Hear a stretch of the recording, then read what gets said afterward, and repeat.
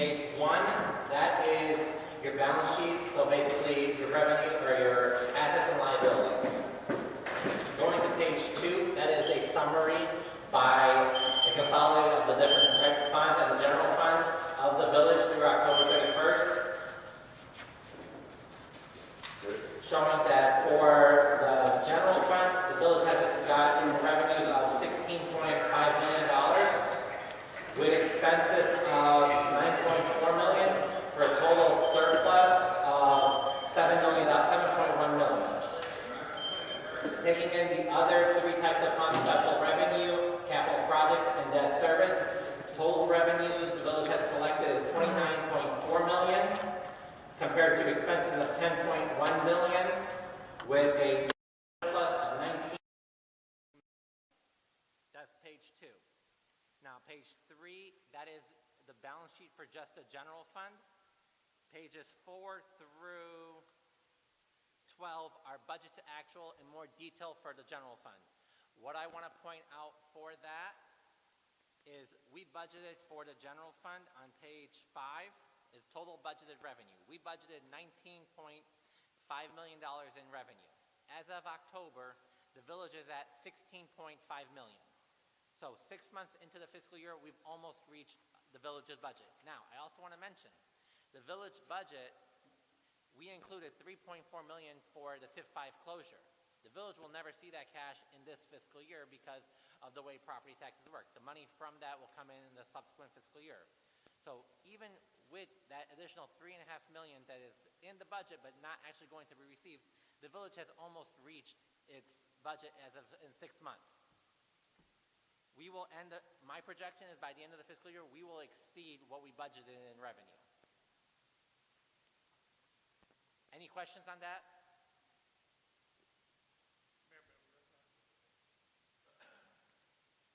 Yeah, Chris, so let me go back. I know when you mentioned the $19 million, you saying that that revenue is not from TIF 5, correct? Correct. Okay. It is not from the village's closure of TIF 5. That's actual cash that you guys have received in the bank. 19 million. Yes.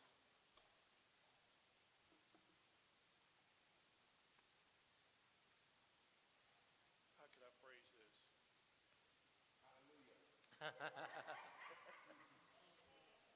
Not yet. And let me say this, Chris, because I know you don't. Well, no, you know. You were here when I hired John Kasperik's group.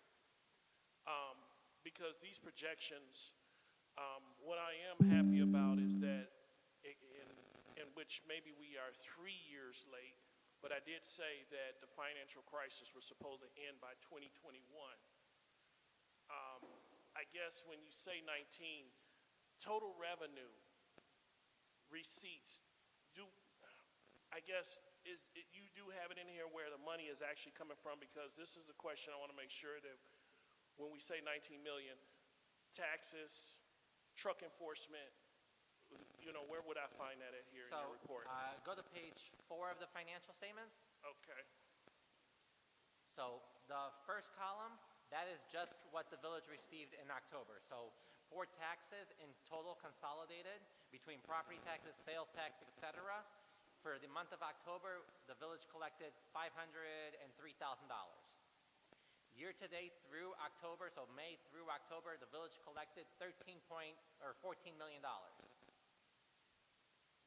What we budgeted for the entire fiscal year in total taxes, $15.4 million. Now, in that $15.4 million is what we estimated of $3.5 million of additional from TIF 5's closure.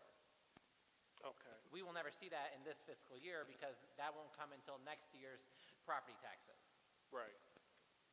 Last year's through October was $8.7 million. That is the last column on the right. The column before that is what percentage have we collected of what we budgeted. So like for property taxes net, that line item, we've collected $4,682,642.98. We are projecting $4,932,000. So we've collected 94.5% of what we projected. On residential? Or is that total property taxes? There's not. apply to either the police pension, fire pension, FICA, or IMRF. Okay, This is just the general fund that we're talking about. okay.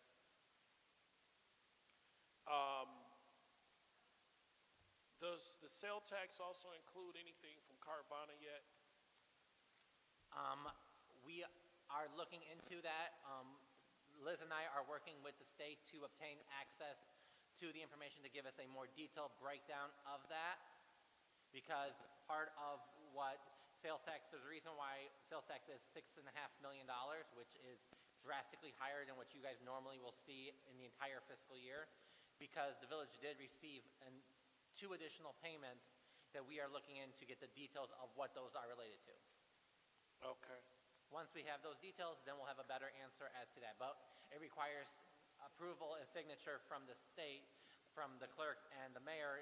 Once we get those signed, we have to send those to the state.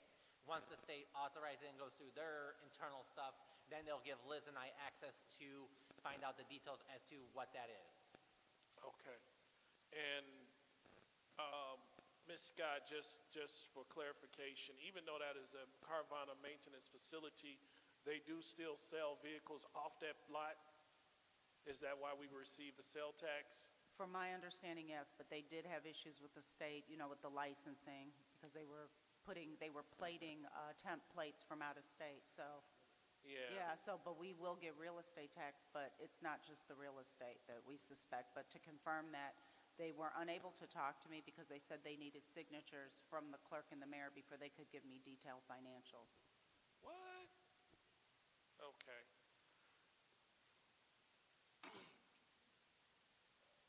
Okay.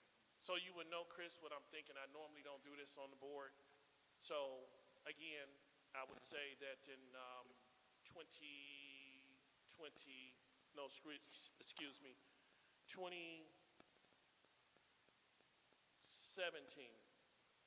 2017, the income, and I would say COVID must have really changed.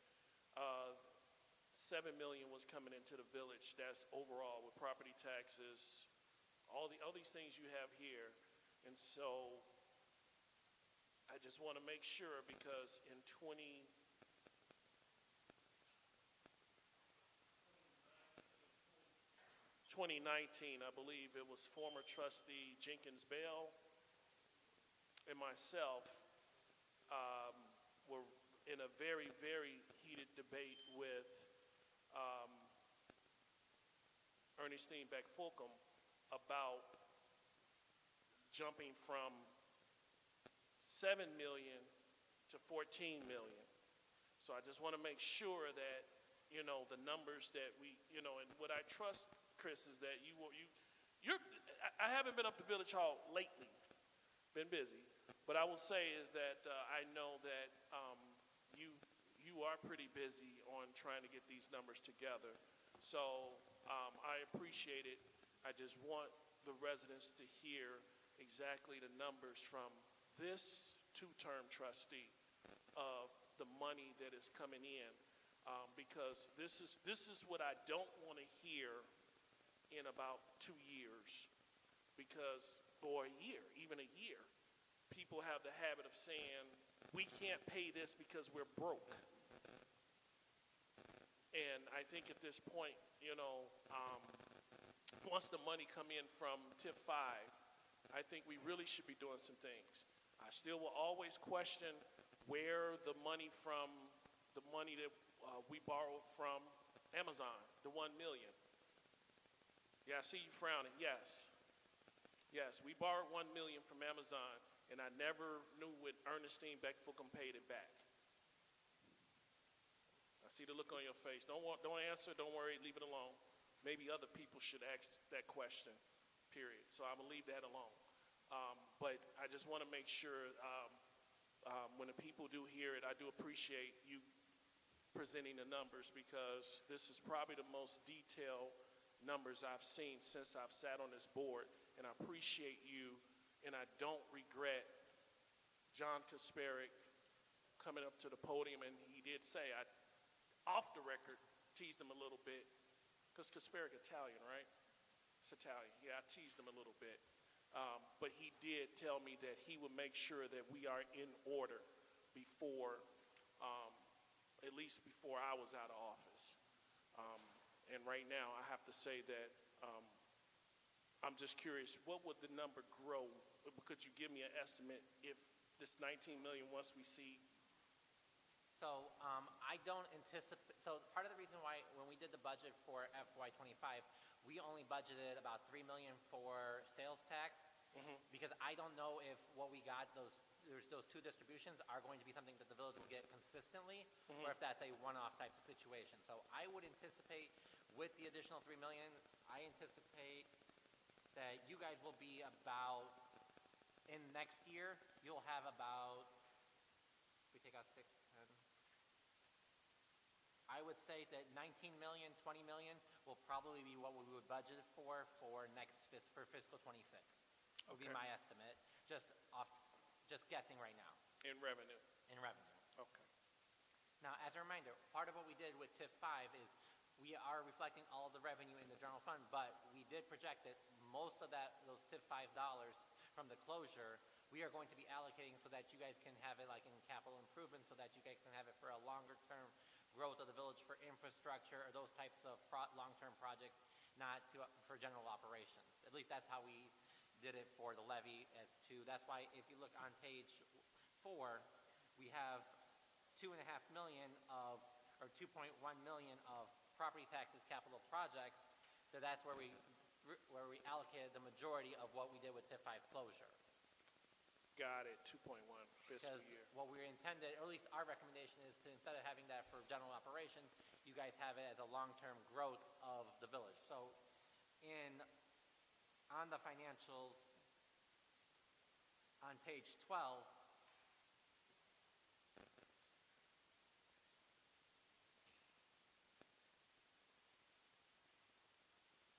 what we're showing from a budget standpoint, we're showing about a 2.4 million transfer out. The majority of that is related to the TIF 5 closure, because our recommendation would be use some of that money to pay down your pensions, to hire additional police and additional fire, but the larger portion of that, use it for investing in long-term growth projects, new infrastructure, those types of things. Because from attending these meetings, I've heard a lot about street problems, and those types of things, buildings and those types of things. That's where we threw the majority. Ultimately, it's up to the village as to how to spend that money, but that's how we did for the budget purposes, where we threw the majority of the TIF 5 absorption in the budget and in the tax levy when we worked to pass it. And you just answered the question I was about to ask. Even better. You and Ms. Scott. But thank you. All right, I yield my time, Mr. Mayor. May I be recognized? Two quick questions. So, the new casino, will we be receiving revenue from that, and how much? I would estimate a small amount. Do you know where those casinos, what stage it's at? It's open. It's a very small amount. I don't know the exact percentage, but it's like 1 point it's a very small percentage. I think it's somewhere hovering around 1%. I can't remember the exact, but I'll get that to you. Okay. And then, in the licenses, fiscal year to date, actual, it's just $2,000, 2120. Well, total licenses is 31,811. For business license is 2120. I mean, for business, that's what I'm saying. So that could, yes, that's at least where everything was charged. Now, that could be that something that was a business license was charged to contractors or vice versa. If that's something we'll need to look into to get a better, if there's something that's incorrectly charged when it was collected in cash receipting. Okay, can somebody let me know?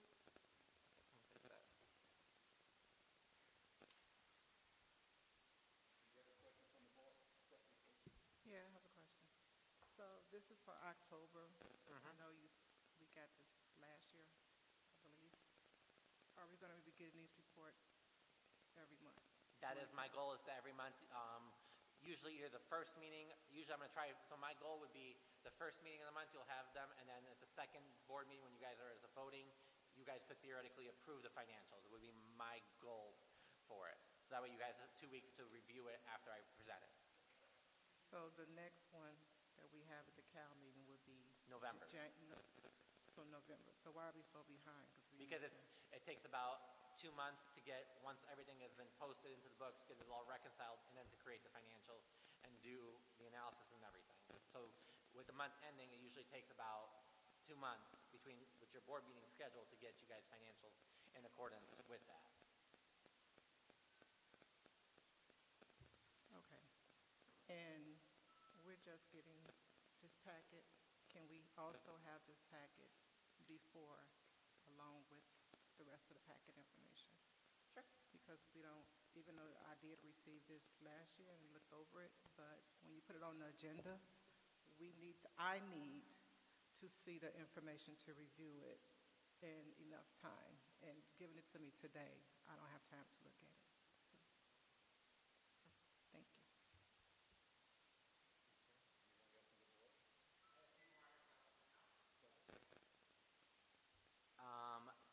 Total charges for services, that is up by about 400,000. The majority of that is related to ambulance fees from the GEMT program. Now, part of the GEMT program, the village gets a portion from Medicare and Medicaid, and then at the end, the state is going to come back and you guys have to pay about 50% back, which is why on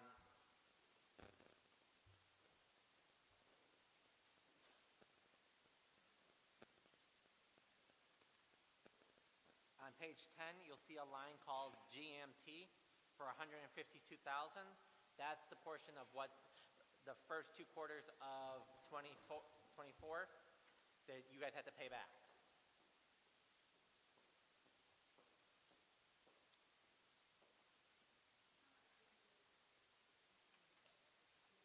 You guys had to pay back 152.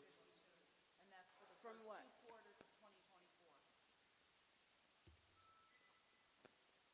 So So you this- guys have collected $559,000. You guys had to pay back for just the first 2 quarters $152,000. And the state takes a long time to create those invoices, so it's not uncommon for you guys to be a few months, a few quarters behind on when they send you the invoice.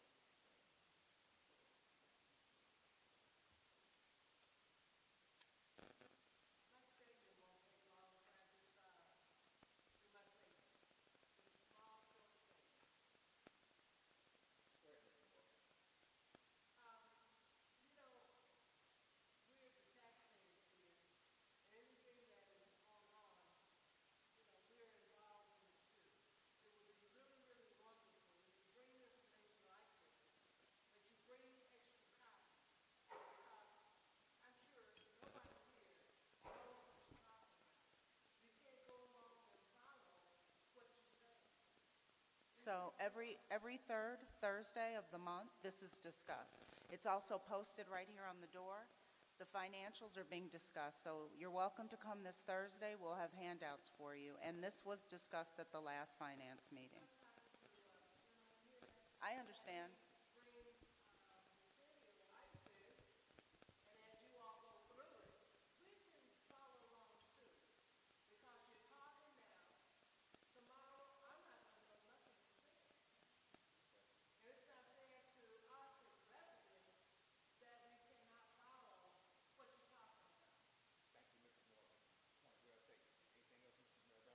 Two more items.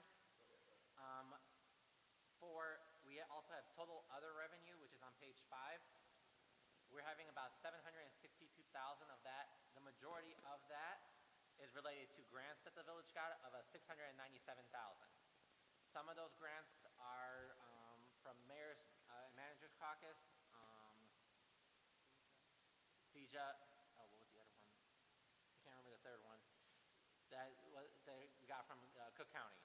ComEd and Cook County was the, It was from the state comptroller was the deposit. I remember it from deposit, not who the agencies are. but it was listed that Yeah. we gave it out before for the budget. Yep. So is any of those reimbursable, or do we have a Those split? are, 100%? most grants are reimbursement basis. So I mean, those we were- don't have to put a percentage in. I'm saying, is it a percentage? Okay. Some of them you got to put percentages in. Yeah, some have a matching But none of these have the matching. I think most of them are all reimbursement-based, no matching.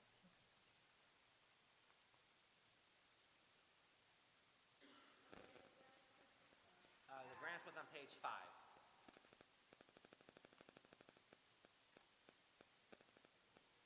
Total budgeted expenditures, each between pages 6 and 11, 6 and 12, is the budget to actual for each of the respective departments. Page 12 is the total expenditures for the general fund. So the village budgeted 17 million, expended 9.4. Now within that 17 million is the portion that we also allocated for TIP 5 in relation to the pension contribution, additional police and fire hiring, which, as I said, with the revenues is the same concept. Those won't be incurred until next fiscal year.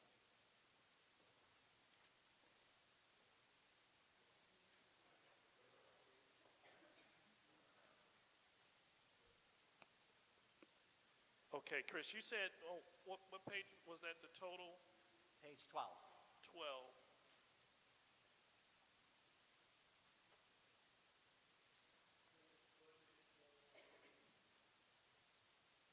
So fiscal year budget, 17,044,800. Our year-to-date through October was 9,389,838. Up to October, right? Yep, through October. Yeah, the question I have, so you say you added the pensions that we owe, right? The pension contribution, so when we did the TIP 5 closure, part of what was included within the TIP 5 closure absorption of the EAV was an allocation to $600,000 to police pension, $600,000 to fire pension, and an additional $100,000 and $100,000 for police and fire salaries. Wow. So that 1.4 million will not be expenses that you guys will incur in this actual fiscal year. You'll incur that next year. Or, well, the salaries, if you hire the additional police and fire, but the pension contribution, those will not be incurred until next fiscal year when the village collects those real estate taxes and the pensions collect those real estate taxes, and then it's a one-for-one transfer, so to speak. So what you guys collect from the police and fire pension, those are revenue and expenses of equal amounts. Okay. Probably one reason why I asked is that, and that was the point I was making, that I knew when this village, with all the layoffs and so forth, at the end of the fiscal year, we would have spent about $9 million. I guess the part that I'm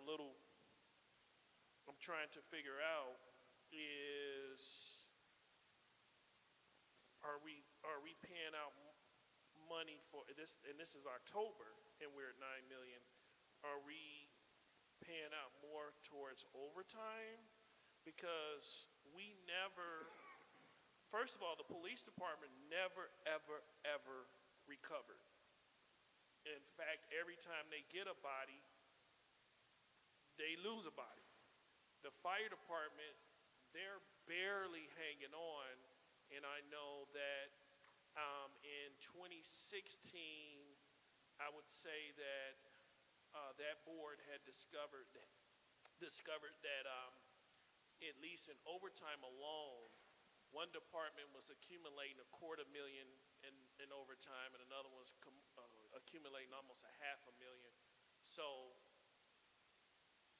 I guess the question, would most of this be part of overtime that we're spending to be at $9 million in October?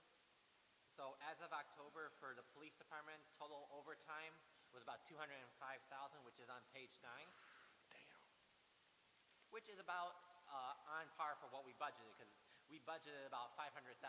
So Right. we're about $40,000 below what we actually budgeted for the fiscal year, for 6 months into the fiscal year for police. Yeah. And the reason why I say that too is because I know that, and this is from experience, one is working as an officer and a public servant, and then two, watching this village since I became involved in the politics in 2009, is that whenever we have generated our officers to 200 plus, I'm not gonna lie. I think I said this one board meeting. I mean, they're not gonna write a ticket.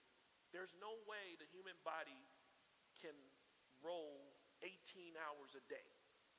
I couldn't do 16 hours in Harvey. In Harvey, one beat, I answered more calls than they did in one day.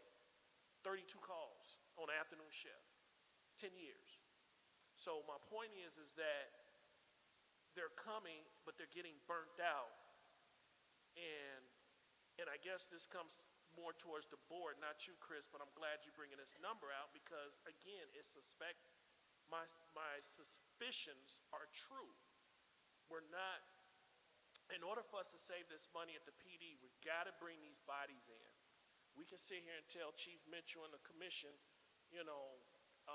let's do something, but I think, more, it can be done, but something, some type of solution has to come where this overtime has to get cut down because, in which I never understood why the layoff happened with the police because they are civil servants. You can't hire them like you hire somebody at McDonald's, period.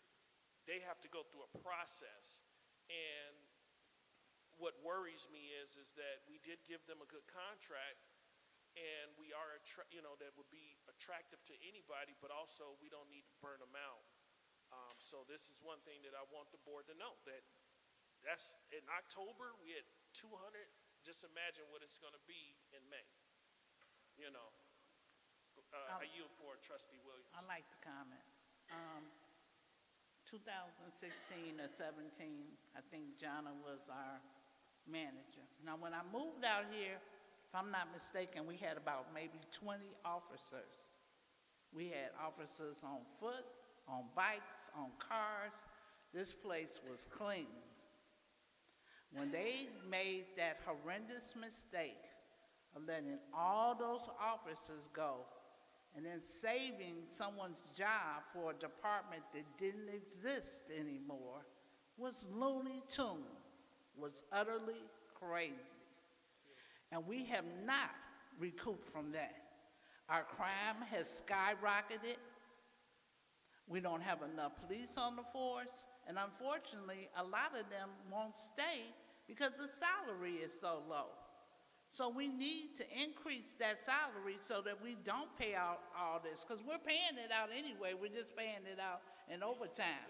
We need boots on the ground. We need police officers running these streets, because every time I look, I'm hearing 745, I'm hearing someone shot, I'm hearing somebody's carjacked, I'm hearing all this. Young man in the hospital right now, even though it may not have happened here, but it's continuing to happen. And it's sad because our youth can't even walk to Family Dollar or Dollar General, at least the boys. And I do want to say thank you. He's not here, but Tutu, Coach Tutu, Trustee Tutu, he had the right idea when he had that safe passage program, because he was making sure our young men, our young kids were getting to and from school safely. They don't have that now. So we got to figure out a better budget for these police officers, as we're going to continue to hear about crime, killings, you name it, but it's got to stop. We got to do better, and we can do better, and that's the end of my conversation.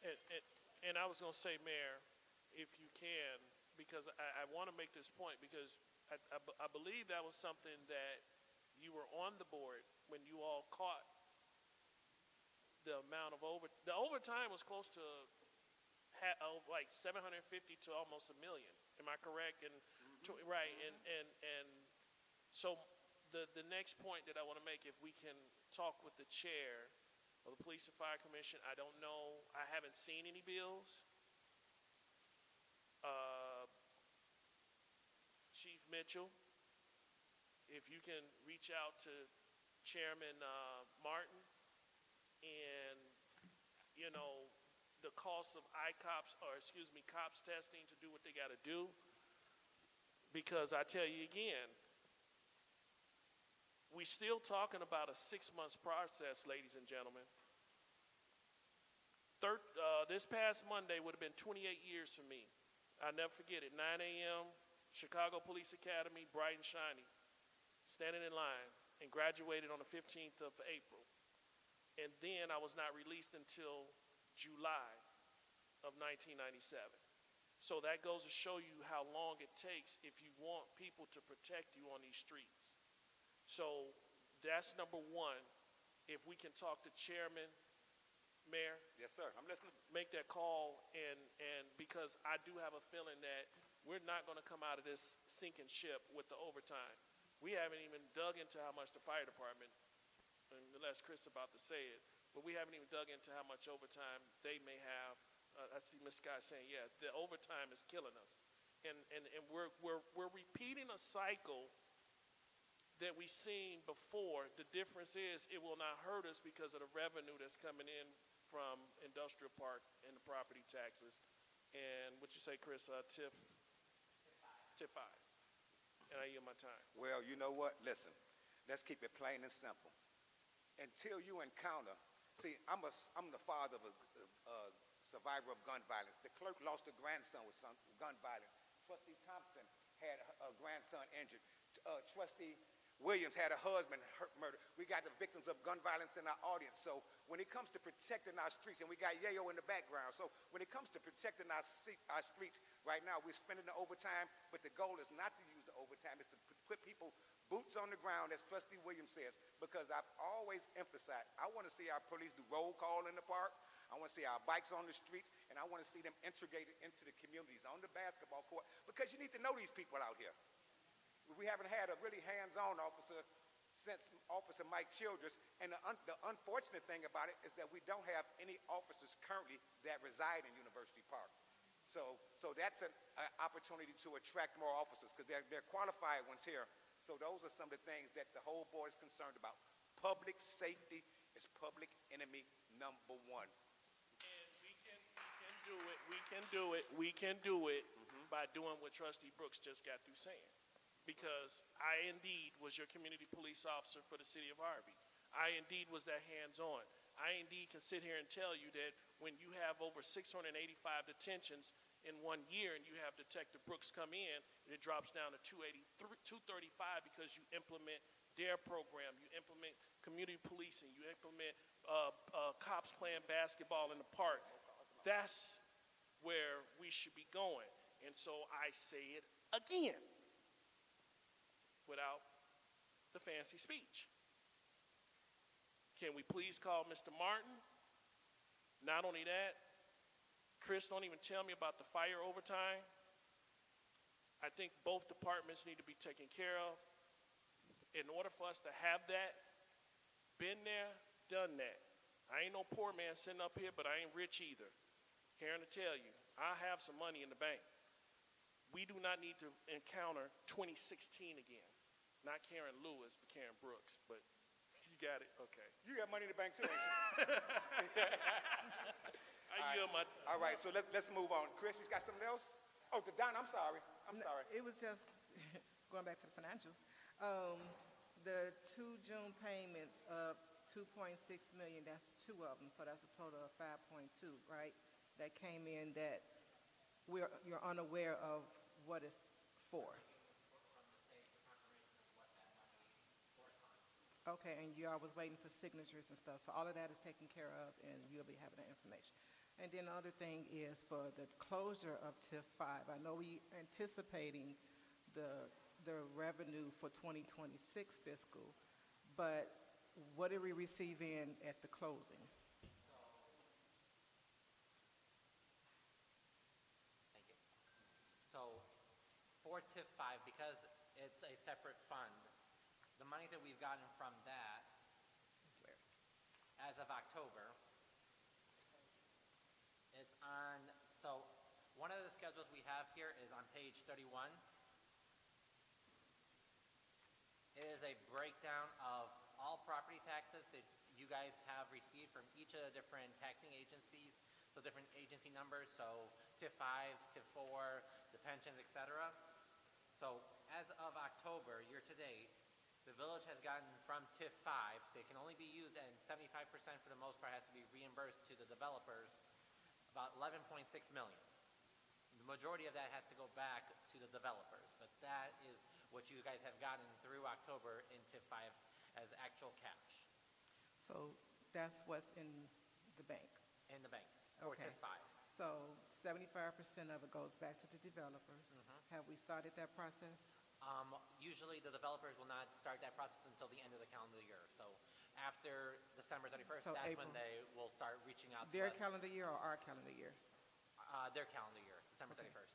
Okay.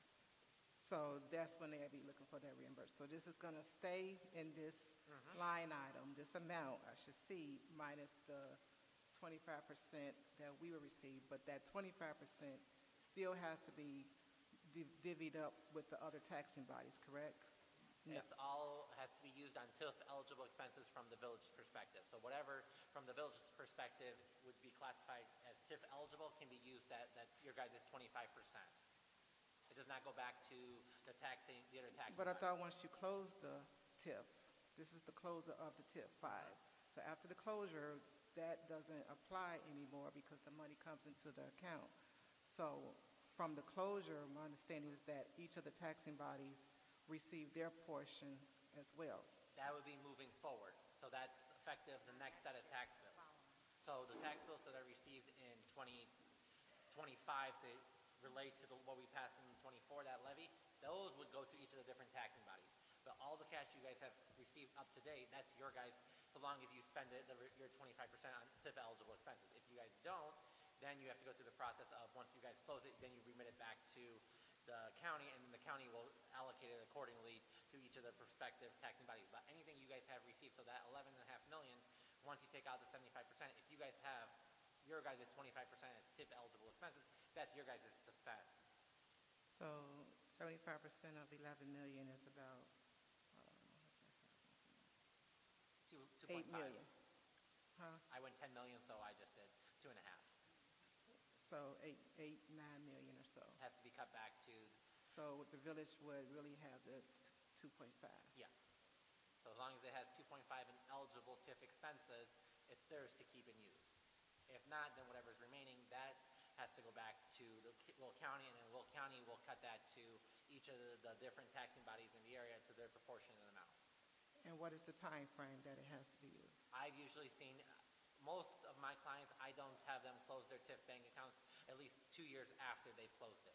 The reason being that if there's any refunds or anything like that, if you guys cut all, let's say you have $1 million in the account and you send it all back to Will County, and then one of the properties comes back and says, oh, I overpaid my taxes, I appeal it, and they have to go back and they get all of they have $1 million reduction.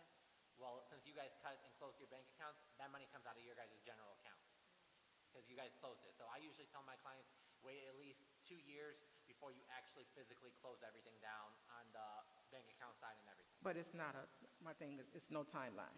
You're Yeah. saying, okay, so it's no timeline, it can stay forever, and you can say that we're still anticipating Yeah, we're Of still walking using through all of it and closing it out. Yes. that, okay.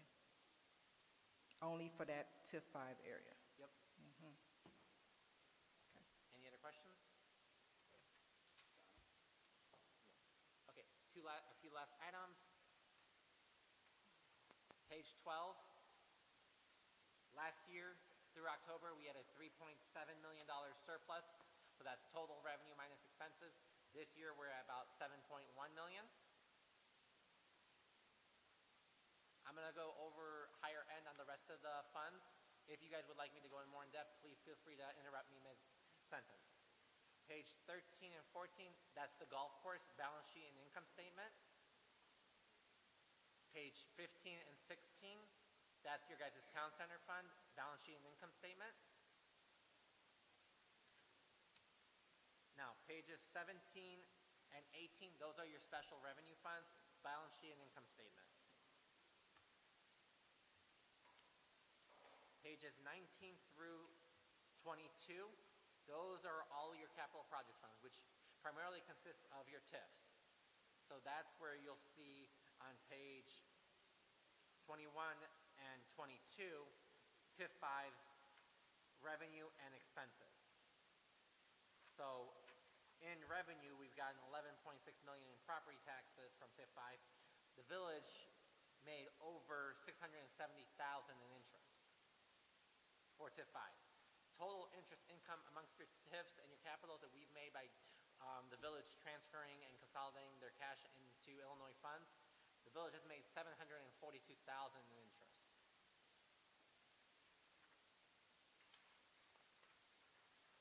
Page 23 and 24, that is your guys' debt service.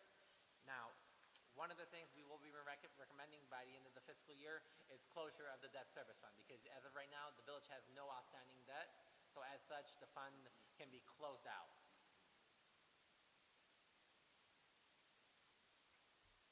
Page 25 is the village's budget to actual by general fund. So each department, what the village has expended as a percentage of the budget. So as an example, the police department as a whole, the village has expended 45% of its budget. Fire department has expended 47%. Committees and commissions has expended its entire budget. What you would expect with 6 months in the fiscal year to be about 50% or less. The majority of the departments are under 50% from a budgetary expended standpoint.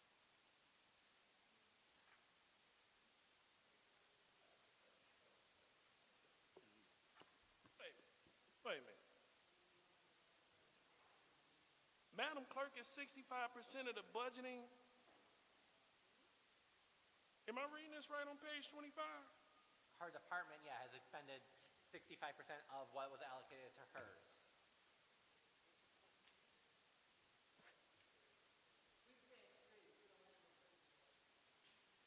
That's true, Madam Clerk, or?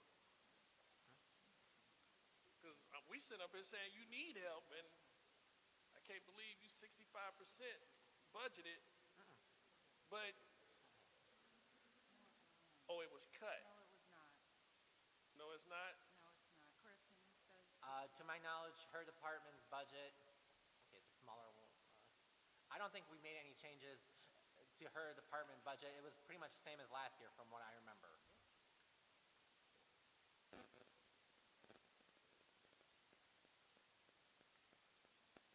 I can look into it so that way we can have a better clarity for everyone.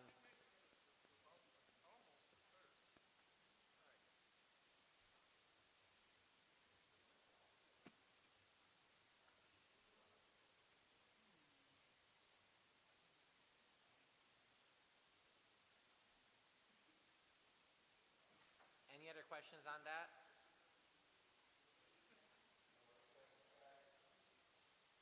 Okay, page 26. That is your revenues broken down by each of the different groupings.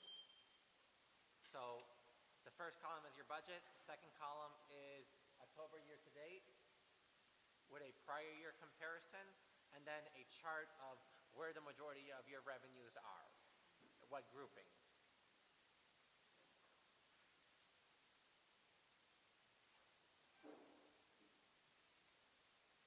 The next page, page 27, is a similar chart and revenue and expenses based on your department. So for the most part, the village expends the majority of its budget on public safety. 28% on fire, 22% on police.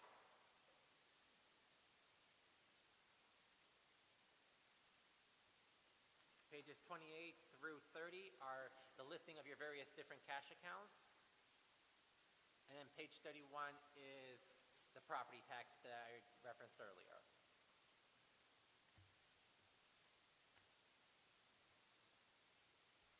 So overall, the village is operating better and is operating at a surplus.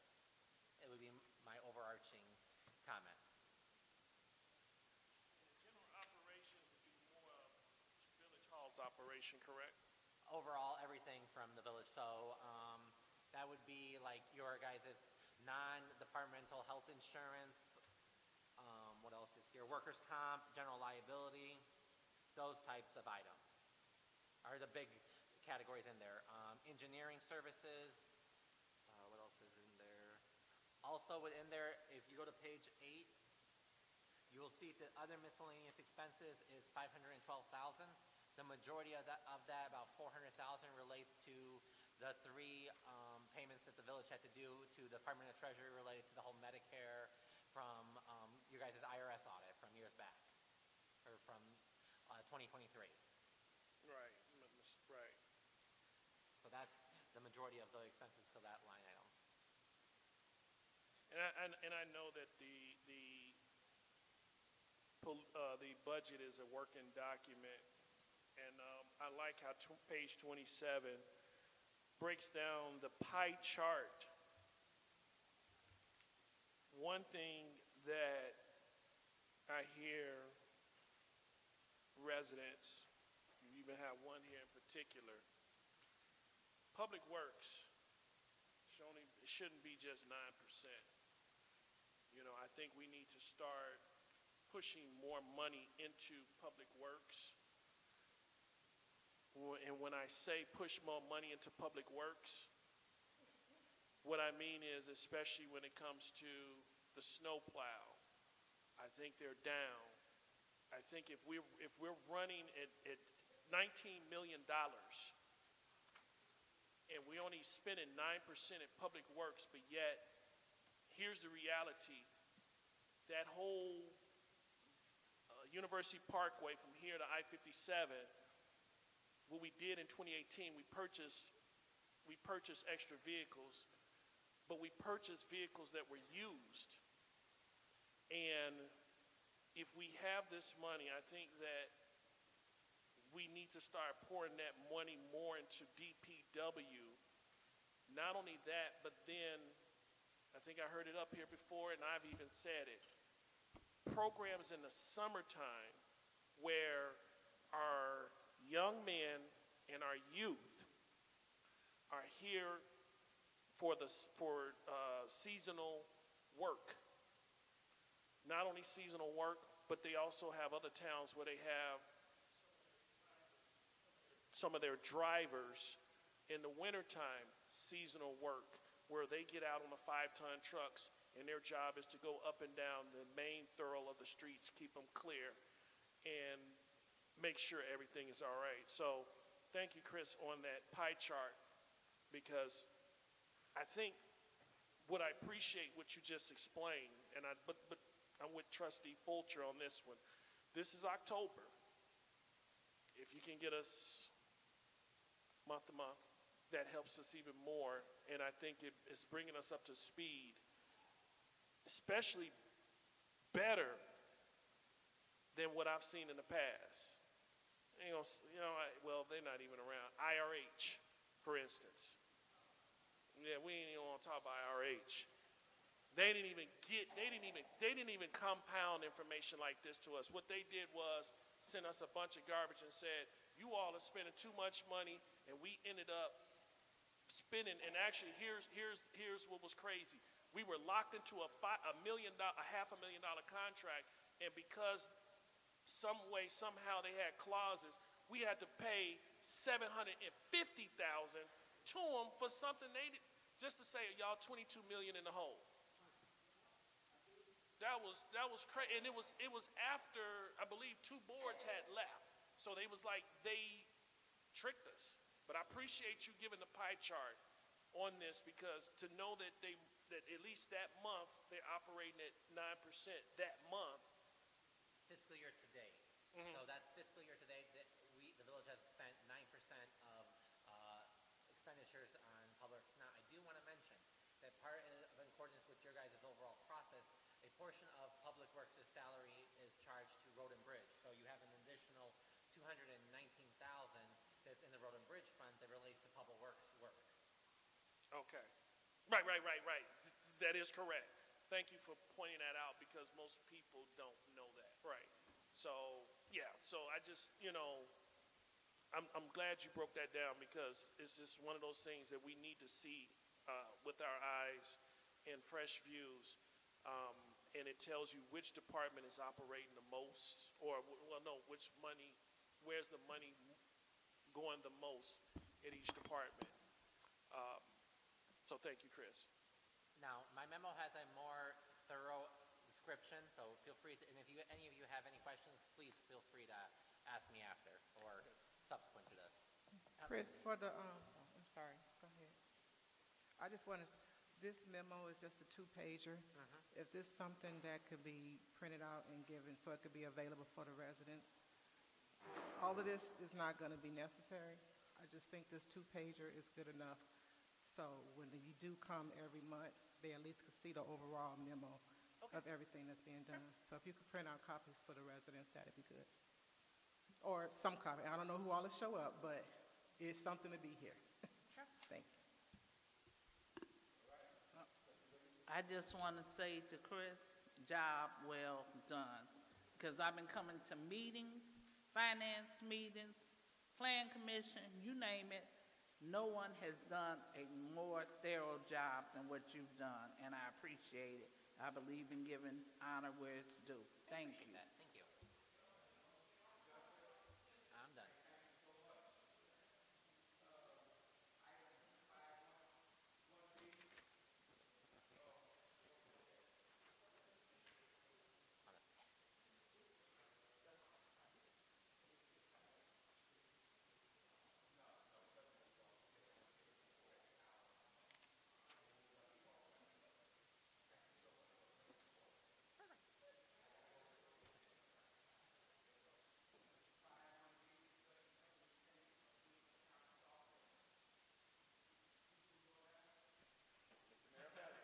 First, let me just say, where's the information?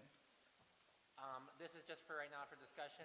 I will forward everyone the different quotes for the different companies that we got, and my recommendation as to which one we are recommending the village go with. So we've talked about this before at the budget, and that one of the things we are recommending is the village get a new accounting software, because your current software is a little, to me, outdated. This is my way of putting it.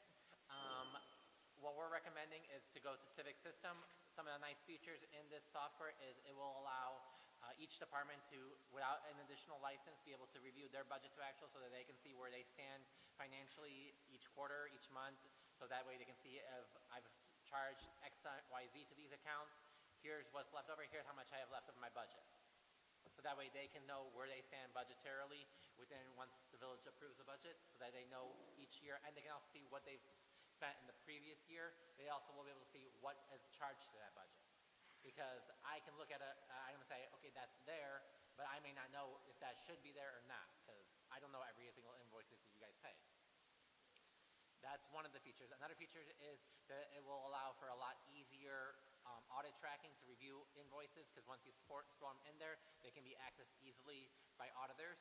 Another feature is one of the parts of the software that we are recommending is in relation to the cash receipting side, which will allow the village through that process to have businesses purchases, once they purchase their license, instead of having to come up to Village Hall, if you guys go down this route, you guys can the business can just print their license straight from the online portal and get access to it. Same thing with your guys' rental. You can easily track where you guys stand with the renting of these various facilities. Also, one of the other software we considered, the cost of that is for each of the department heads to have their own access, you'd have to buy a separate license for them. The software that I was talking about that gave each department access to review it, we don't need to buy, or the village doesn't need to buy a separate license for each person to have access.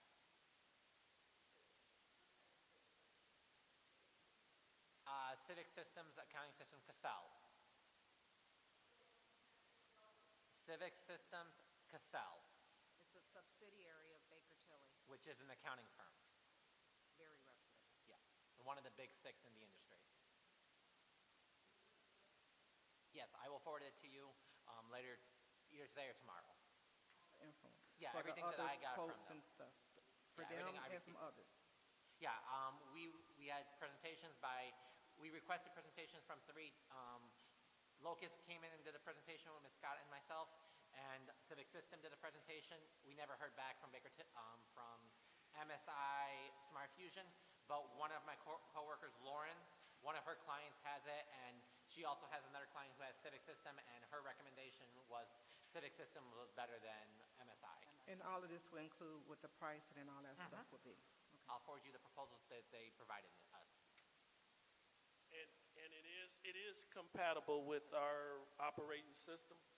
Yes. Because I think at one point we were kind of outdated. Well, I think when you got in, Ms. Scott, you updated it? Right. So it's compatible? And What- we still have some more updating to do. What we're Okay. recommending would be the cloud-based version. Okay. Which version? Cloud-based. Cloud-based version? Yeah, Okay. it makes it easier, and then we don't have to rely on village IT software, and there's a greater security on cloud-based because We don't need it in the basement. Okay. Cloud has two FA factors, which is a security feature for, just for to spot in Cincinnati Valley.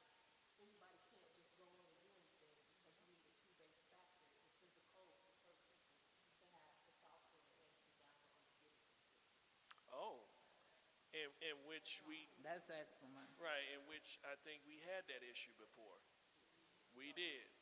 Too many hands in the Too many cookie hands jar. was in a cookie jar, it was. Okay.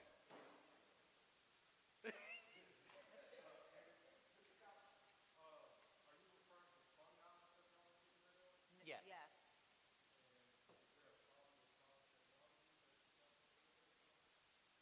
A lot of my clients, a lot of municipal clients, fund balance is not available, doesn't work best for them, which is why we're moving to a different grouping.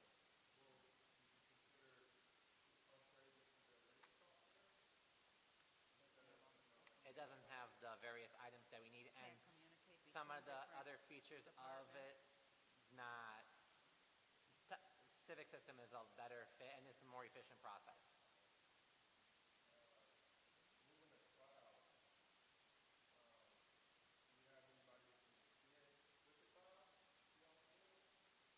From an Yes.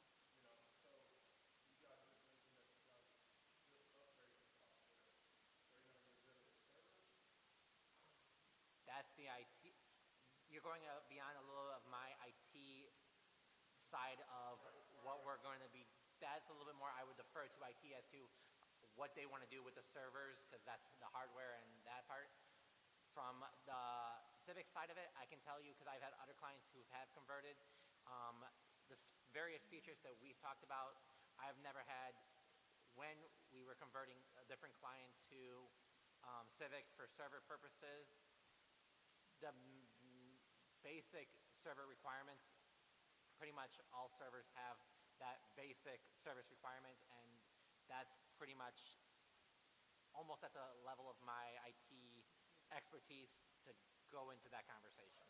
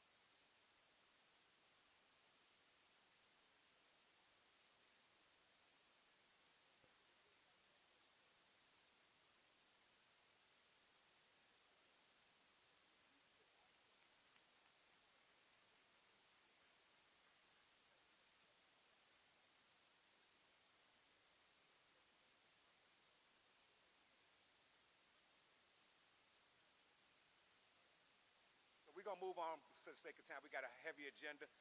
Everybody else finished with the questions, guys?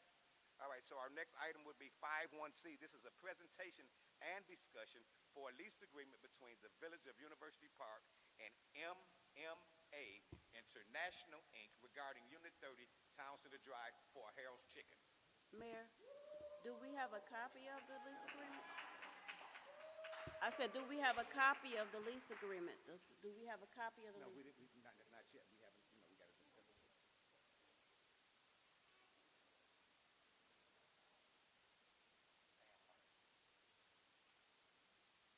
Sir, go right ahead. If you go, listen, you can pick it up and hold it. You don't have to bend over. You gonna use your outside voice? Before our residents, maybe just speak into the microphone so they can hear. To our viewing audience. Hello. All right, hello everybody. My name is Mac Adams. I've been a University Park resident for quite some time, and I'm currently right now on the Harold's Chicken. It's located 7348 South Stony Island. It's a pretty profitable restaurant. We've been in business for 21 years, and I also, before the one in Stony Island, we had another one in 3740 South Broadway in Gary, Indiana also. And I've basically been dealing with chicken and frying food for like the last past, I want to say 28 years, 27 years. And I would love to bring one to University Park. I really think it'll be profitable for the community. And, you know, like, I just think it'll bring more revenue and it'll bring a good taste, it'll bring the Chicago culture to University Park. And I really feel like, ain't nothing in the Sugar Shack, and I feel like, why not give it a try, So how y'all feel about it? Well, I say it slow. Excellent. Point. The mayor ain't here, but I'm calling point of order because I have a question though. How soon would you be able to set up or open up, or what would you need from the municipality to get started? Because I'm sure, oh, there you go, he back. Because all you have, I know it would be the discussion, or those type of details would go before the manager, but what would you need from us and how long would it take? I mean, outside, I know you need to vote for the approval, which I don't think that, because I've said it to him before Sugar Shack, and who else was in there? I said, man, you up here, why you can't bring Harold's Chicken? Because I'm not driving down to, not only Madison, but then the next one is in Park Forest. Was it Park Forest? Yeah, I'm not driving that far. So, and I know we have our J&J fans, but I am a Harold's because I got to have my gizzards. There we go. Say that, I got you. Fans, there you go. Got to have them. So what would it take from us if you can just give a reality to us so we can have the expectation so the residents would know when they can see and so forth of your build out and the grand opening? On the build out, I looked at the building. It's pretty much almost like restaurant ready. So I gotta really just put some fryers in there and just it ain't gonna really take that long. It shouldn't take that long. We'll just get some fryers and get everything, get some paint and get everything done. Let to get the sign, the logo, About pretty 2 much months? everything. About 2 months. I just had a question. And your name, young lady? Oh, my name is Capri Adams. I am the mother of Mac Adams. Okay. Super excited about moving forward. Trustee, you asked the question, what do we want the village to give to us? Right. So what is the village offering to give to us? That's when you said, what do you need from us? What do you guys give? Well, I mean, I'm just, because we can't answer the question till we find out what it is that I'll you defer guys to the give. mayor on that one. I'll defer to the mayor on that one. I'll tell you what we can do for you guys. If the board decides we can give you an approval and move this thing forward, that's what we can do. That's what we can do with you. Hey, listen, I don't blame you for knocking on the door, sister. Absolutely. We all encourage our small minority business to be successful. So I think that if the board's pleasure to move forward, we'll move to the next agenda. And we'll look forward to voting on it at the end of the month, on the 28th of January. You're quite welcome.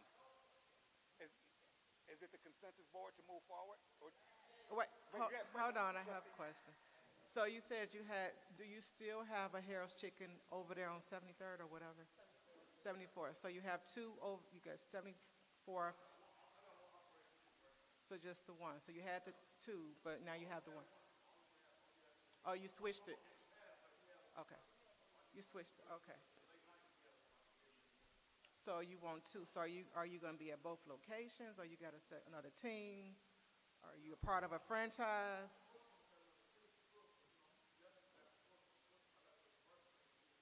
Okay. Are you part of the franchise, or are you just separate, independent? Okay. Okay.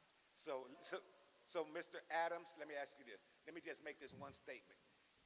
Preferably, there may be a handful of jobs for some local people that you can depend on, but the main thing that I think everyone counts on is when you say that those doors are going to open at this time and close at this time, that's all we want to hold you to. Open and close when you say to. I know the product is extremely good. So if the board desires for you to move forward, I wish you all the luck in the world and great success. Okay, we're gonna be open from 9 a.m. to 2 a.m. That's cool. We're gonna do chicken and waffles I'm gonna do chicken and waffles like doing from 9 a.m. to 2 a.m. That's cool. That's fine and dandy. Okay, cool. What's our All right, you guys. the ordinance? I don't know. We can't. We'll have to your talk hours about will that all go another in accordance time, with our laws that are on the books right now. Right. Right. Well.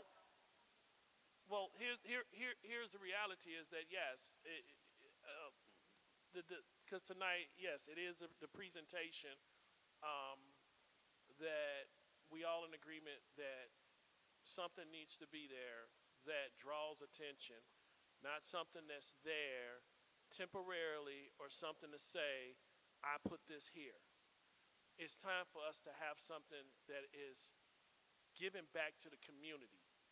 So with that in mind and you saying that, probably from here, the reality is that yes, you will be speaking with Ms. Scott, and I'm assuming that somewhere down the line, when it comes back to the board, that, for the vote, just whatever you need to, that's why I asked you, what is it you need from us? Because you're not going to see us in no negotiation.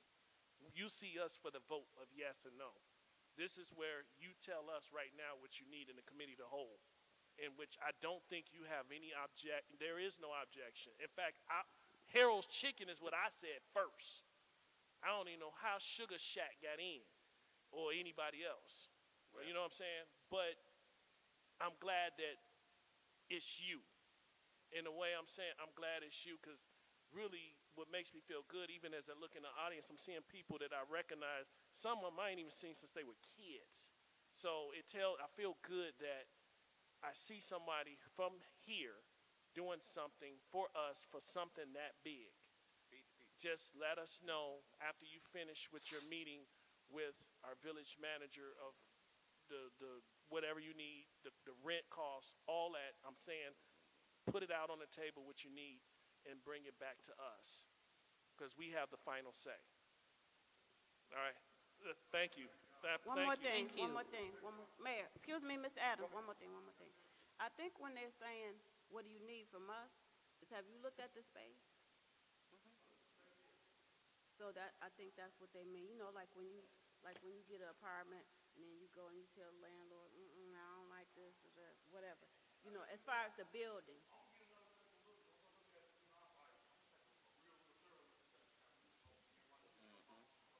All right, thank you. All right, thank you so much, guys. All right, people heard the cries, and I know for a fact that this is a community-oriented guy, not like them other folks down there. Delayed but not denied. All right. Our next item is 51D, is the discussion of bid acceptance of recommendation from the Antero Group for procurement of Black Hawk and Sandra Drive reconstruction, getting our roads in order. Questions?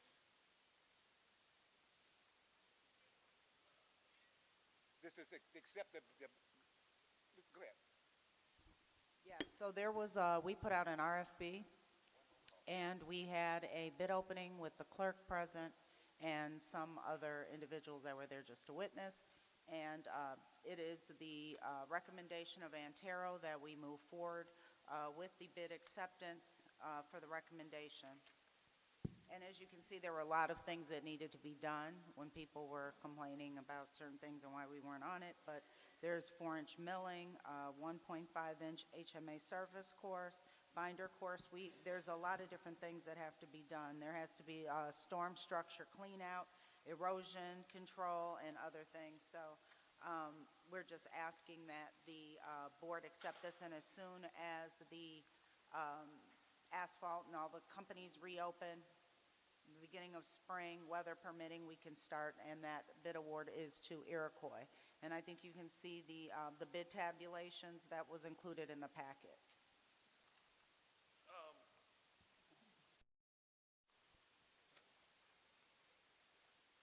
Wow. So from what I'm looking here, okay, let me check myself here. It was the 5 bids. Okay, with the cheapest one, okay. And they are a pretty good company. Yes. Go ahead, Madam Clerk. Turn on your mic, man. Oh, it's on. It's on. I'm sorry. You just cut it off. You just cut it off. I apologize.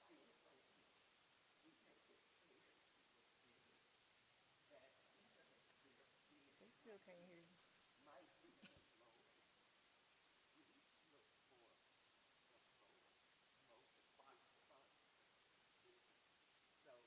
That's why we have all of their qualifications and stuff that comes with the bid.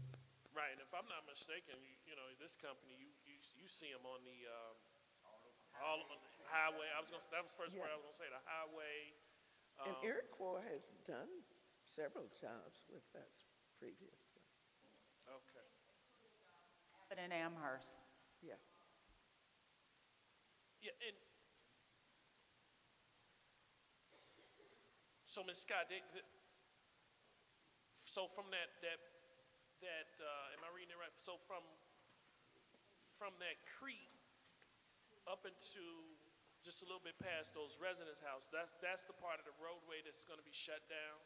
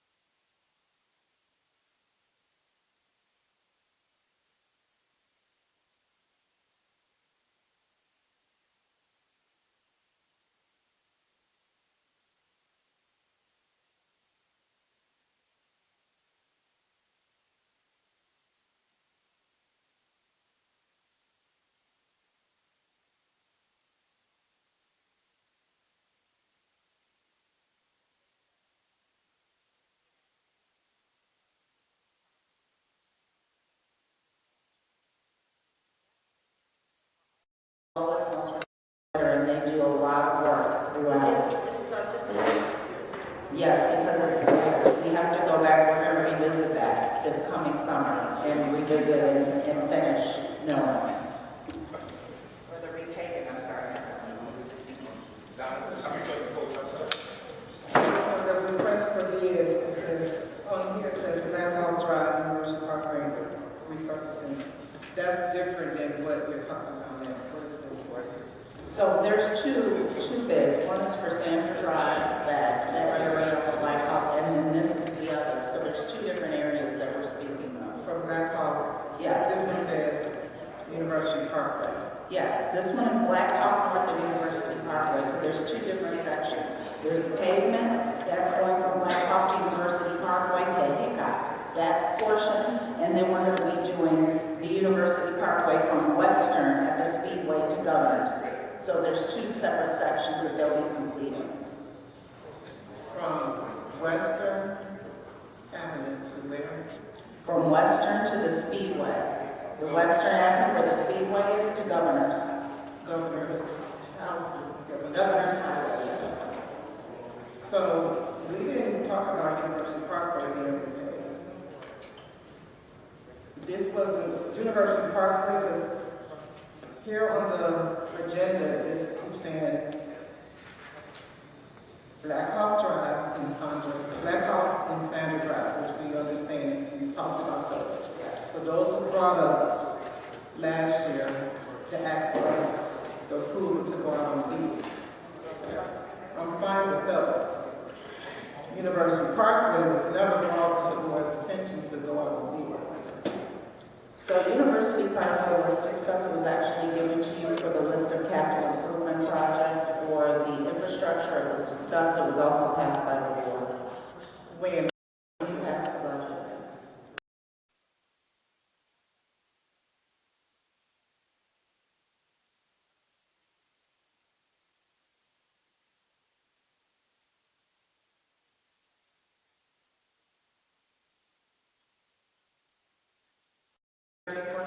It's around 30, it's over 3,000 square feet, and it really does, because you're gonna have the same situation with Sandra Drive.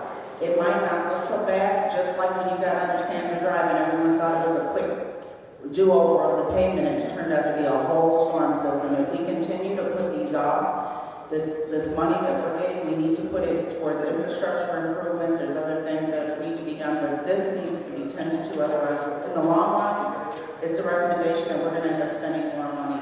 I understand it's a recommendation, down to stating again that the board was not presented to have University Parkway put out on bid. We got the request for Black Hawk Drive and for Sandra Drive. But we never got it for University Parkway approval for that. Because there were other streets like Burnham that we had talked about that was, to me, more priority than University Parkway. And that one is coming as well. But that one should have been part of the first one. You all tried to sneak this University Parkway in, because we didn't bring this, that wasn't brought to the board. Yes, it was. It wasn't brought to the board to vote on, to go out for bid, like it was done for Antero. Each one of the agenda items, when the agenda comes out, it has on the agenda for us to vote for Antero to start the whole process for the Sandra Drive and the Black Hawk. No, a perfect example is Pine Lake, the ADA. Yeah. We bring that before the board just like this for discussion and bid acceptance. The next meeting is the vote. University Parkway wasn't brought to the board, and it should be separate, and that's why we don't even have it on the agenda. So the name University Parkway is not even on the agenda, but it should have it in the bid. Typo, the purpose is to make sure that you're giving us the correct information. So if on the agenda it says nothing about University Parkway, we've never been presented this information that University Parkway is being done at all. So, it could be, I don't know, but I'm just saying it was never brought to the board for us to agree that we were gonna be wanting to do a bid or anything to University Parkway. There was other streets that we had discussed and said that we was looking into that more before University Parkway was not even brought up. So it was on that list, I will bring that list I again. understand it was a list, there's a whole lot of list things on the list, but it was brought to the board, it wasn't. That's what I'm saying. This should be separate. Each one of these bids should have a separate line item and a separate bid number. So trustee, let me ask you this. If the recommendation from the engineers is to be proactive instead of reactive, are you against doing University Parkway? I'm not against doing University Parkway. I said everything on the list, I was for, but as for prioritizing, that's where it becomes where it's a board decision to say, we want University Parkway to be done, where for me, I don't see much that needs to be done at the moment. Not to say it doesn't, but we have other streets that are in more desperate need than University Parkway. That's what I'm saying. So it should have been brought to the board. That is true. It should have been brought to the board to say, do we want to go have University Parkway out on bid, and that never happened. We've done it for the other two, we did not do it for this one. So I'll tell you what we'll do. We'll go back and do a little research on that. We definitely want to get some of these streets done. So we can do the research and then we can move forward after that. Because I do remember sitting on the capital project list. But it's the pleasure of the board. Whatever you guys want to do, the whole thing is make sure that we get our streets repaired. And I want to see them properly striped and then identified so people can know what lane to drive in. So And that's exactly what I wanted to communicate to you. Strike those streets over there by the school. All of that, that's other stuff that we wanted. So this was added in without us even discussing. So University Parkway, I'm fine with moving forward. University Black Parkway Hawk, and what? So from Western all the way down to Governors Highway. What about Western the Avenue, site? they said Western Avenue down to Governors Highway. So again, it was other streets in the community that we was discussing that should be addressed further. I'm fine with the Black Hawk and Sandra Drive, over there. We talked about it, it's been presented. We said go out on bid. We never did that for University Parkway, and I would prefer to have a discussion to Is stay. it down there by Pinewood? Point of clarification, So point of clarification. go ahead, trustee So Thompson. in Terrell Lane, they discussed Sandra Blackhawk, because I remember I asked, was the sinkhole on Sandra related to that dip on Blackhawk? Was the sinkhole on Sandra related to the dip on Blackhawk? And they said no. They did not mention anything else about, they did not give us what their, they surveyed. They didn't tell us anything about exchange. That's right. And we have other sinkholes. There's a sinkhole on Bright Road. It's like 5 sinkholes. Vernon. So I don't think that we should be able to address, we have to prioritize what we're going to do first. Excuse me, as well as Ashridge. I apologize. Ashridge is terrible. So listen, there's been some deferred maintenance on all of our municipal streets. What the whole goal is to come up with a 5-year street program, and I know everybody wants their street done because having good, clean streets and striped streets actually improve the quality of your community, the value of the community. So what we're going to decide to do, University Parkway, Sandra Drive, there are a variety of streets that need to get done. We need to prioritize. So, and let's go back and revisit about the infrastructure of this, and let's go through this. So right now, we're gonna move 5-1B forward. Is that the consensus of the board? To get Black Hawk and Sandra Drive done? Just the Black Hawk and Sandra Drive. So that was a typo on 51D where it should have said University Parkway. That's what they wrote by an amendment. That's what the clerk was saying. Because if you look at the bid and all the other documents, it has University Parkway. Okay. Okay, well, I would say put that on, I want that to be done, Sandra Drive and Black Hawk, because that's what we all discussed. But University Parkway, I would say that. Madam Clerk. So even though the bid was there, we don't have to actually move forward with having them do it. They can work on the Black Hawk Drive, because they need a separate bid for each one. So the Black Hawk Drive North, that's what I think that the consensus was to move forward, and for the Sandra Drive to move forward with that, because that's what was discussed previously at the board meetings. The University Parkway, I would say I would want that to move forward until we have discussion. Right. Might be with Trustee Thompson for a point of clarification.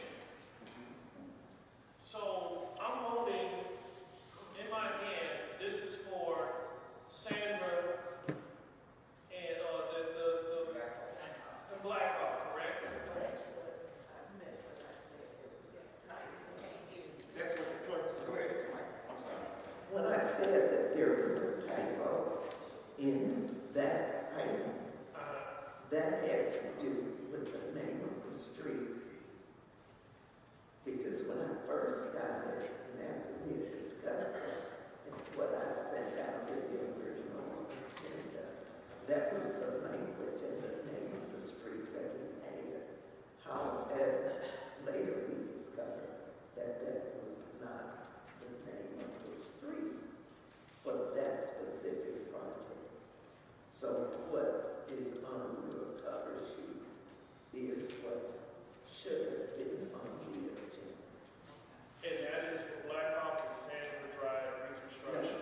No, it should be what's on here. It's item 518 is what we're speaking of, right? Black Hawk Drive North. Black Hawk Drive North and University Park Research Project. Okay, well, let me just say, I have an issue, because I sat up here when we did do something out here. I think for them to say that it's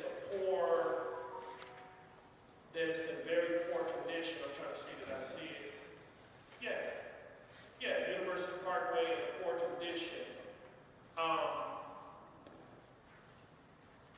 I think most of the people here disagree. It is not looking like Burnham. It's not looking like Blackhawk. Ash Ridge is terrible. What we need to do is restripe University Parkway and put them on the back burner. That's what we need to do. And I didn't pay attention to it because the agenda says one thing, and I looked, and Trustee Fulcher brought it out, University Parkway.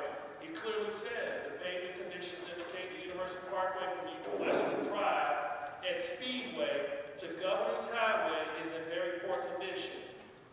Says who? That's not in bad condition. Says who? And no, the solution was determined to be milling and resurfacing this roadway to satisfactory condition. Says who? But I don't see it in the bid. What I see is what we had just got through discussing about a road that really needs to be done. To me, I don't like it because now it sounds like politics. I don't need a photo. That's a photo op. And I'll tell you why it's a photo op. Because something happened in 2019 that we did out here, and whether they like it or not, man, Covington wanted the ribbon cut for it. And it didn't happen. So somebody lying. It's not in poor condition. I sat up here and I knew. And the village manager at the time did not do the ribbon cut because he was worried about you. So no, we didn't need it. I know it. I sat up here. I sat where D. Jones sat. So we don't need it. Put it on the back burner. I'm telling you the truth. Hand on the Bible. They sat here and they did the roadway. She wanted to ribbon cut it for that. There's a couple things we did. We also we knew that Blackhawk and Sandra Drive, that sinkhole needed to be done. The village was so broke, we had to find and scrape $70,000 for a matching fund to take care of a situation that to this day, the reason why you shouldn't be going around it, because we had promised to take care of it. We ain't keeping our promise. If we're going to do that, like we're doing the sinkhole, we need to do Blackhawk and Sandra Drive, because that's a situation where it's going to be a hole in there too, on all four corners. Yeah. All right, we have a question from the audience. Ms. Jenkins? I can't hear you. What I'm looking at is we know that Sandra, it shouldn't be, it's no brainer. Sandra Drive and Blackhawk is a school route, where school buses are traveling, so we need to be concerned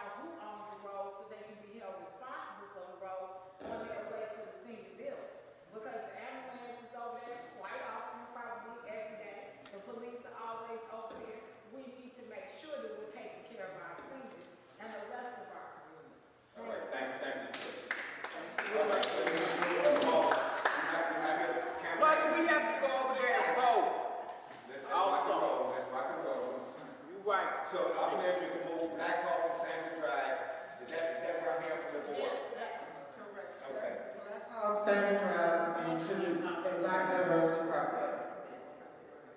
Those two right now, and we can discuss later whatever.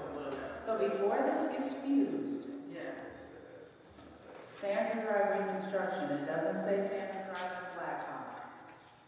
Blackhawk and University Parkway, so I'm clear. We're moving forward with the bid acceptance and recommendation for Sandra Drive reconstruction and storm repair bid project only. And Blackhawk. Okay, so just, and part of the other bid. Now I need to see, are we able to split up? That's not, no, so it has to be done over again. So we're not going to accept that. My recommendation to this board is that we only accept the Sandra Drive reconstruction, and we have to put out repos for this bid, okay? Okay, Thank you. so I got a question.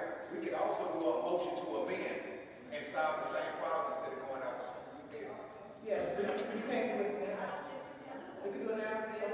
No, okay, we should do that then. So we'll have to delay the sheet. Well, we won't delay it. I'm gonna see what the attorney first says. No, okay, go ahead. You have bid specifications, you have specifications on what people were supposed to submit, so you can't now say, oh, we're gonna amend it, because that's not fair to the residents.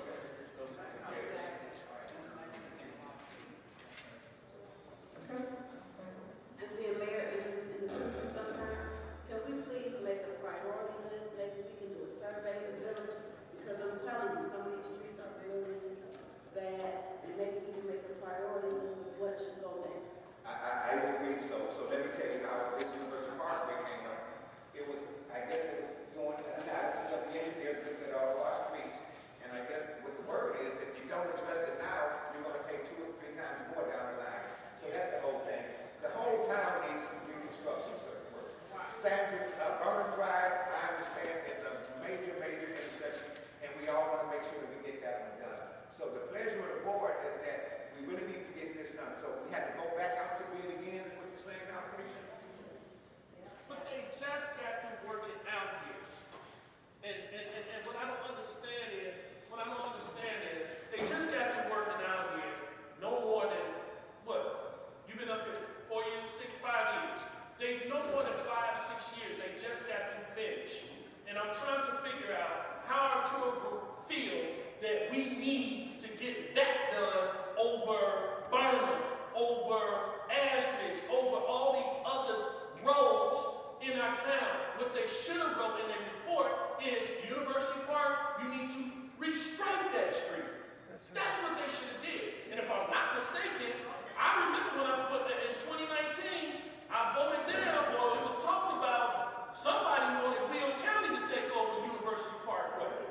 That's what they need to do. So let's not sit here and say we care about it so much. The problem come in is that when it comes to priorities, we can't do it like we should as a town. So the truth is that needs to be restriped. And the rest of these roads, these residents are tired of tearing up their cars. Sound like what the mayor was saying, that for 5-1D, we're not moving forward, and that it will go back out on bid for just Blackhawk, right? And 5-1E, No, it would be Blackhawk and Sandra Drive. no, because the 5-1E is Sandra Drive, right? You not understand?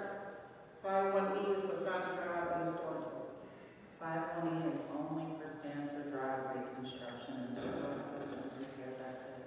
Right, Not Blackhawk. correct. So 5-1E is moving forward, that's what we were saying, and then 5-1, We're gonna table it, and we're only gonna go out for the portion that you wish, which is for Blackhawk. correct. Okay. Yeah. So is that an agreement, is that an agreement with the majority of the board? That's what the board. Is that the consensus of the board? Hey, Ronnie had a question. Okay, but what's up? Let me also make a correction, because I am seeing this. Because I know we said we said University Parkway, but we did say, as a board, we needed to agree the pavement conditions for Blackhawk Drive from University Parkway to Hickok Avenue is in poor conditions. We did say that, and everybody wants that. So there's no problem with the title being Blackhawk North, us paving that. The problem come in is when everybody ready to go from here case. And matter of fact, nobody's losing a rim on University Parkway. They're losing it on Black Hawk going down towards Hickok. And I'm gonna be honest, it's strange when you're driving, everybody seems to be swinging these headlights, everybody's going around potholes when they follow you. Yeah. But Mr. Brooks, we cannot pull out. No, I'm saying, I correct what was here. We can't split, but I'm just saying here to let the residents know what we're discussing. Trustee Fulcher seen University Parkway on here. We see Black Hawk North on here. I'm in agreement that Black Hawk North needs to be done, but Ms. Scott made it very clear that it has to go back out to bid because you asked, and you said it too, Madam Clerk, that University Parkway is another specification that we had asked for, and the company, that's what they're doing the work for. So I want to say that I'm in agreement that Black Hawk North needs to be done. University Parkway is the one that can wait. On this, it would take them together. So we're gonna hold this for more discussion, because it's gonna. Is this 51D? Right, 51D, right. That one is the one where we want Black Hawk North done, but I think we need to go back to the bid for that. Can I ask a question? Why we just can't do Hickok all the way back down to Armstead? I mean, you were about to do this, why they just can't do Black Hawk South? Oh, sorry, you're right. Look at from Hickok going south, the pavement on Black Hawk is good. So if you are gonna readdress and go out, then I think it would be the consensus to look at Burnham Avenue. Burnham Avenue. Burnham Avenue. So Go ahead. that is, we've met, and there's several streets. Burnham is another one that we're about to put out for bid because we've already been putting together the engineering specs. So there's a whole list that was provided, and all of those we are getting tabulations for right now. Some of them are a lot more than others. Some are several $million. So I'm trying to look at the money that we have right now, the money that's going to be coming in. So that's how I'm trying to do these projects. But let's be clear, there's literally like a dozen infrastructure street projects that need to be done. Chris and I have had several meetings over the course of over 6 months on these streets. Also having meetings with Antero, with IDOT. We've had so many meetings. This isn't anything that you can put together in a few months for streets. I think we're up to around, was it 15 million? It was somewhere, I have a spreadsheet. Can you share that? I can share that with you. It's around 15. So I'm trying to look at what we have right now versus, and mind you, the village historically wasn't even paying bills in the winter, and we are now. So I'm trying to be fiscally responsible. People see all this money coming in, but it can't go right out the door immediately. So I'm trying to be more responsible. We also have trucks. Chris and I already met to have trucks built. So when we talk about the budget being over his department, he can speak on that. I think it was 2 plow trucks that we're looking to obtain.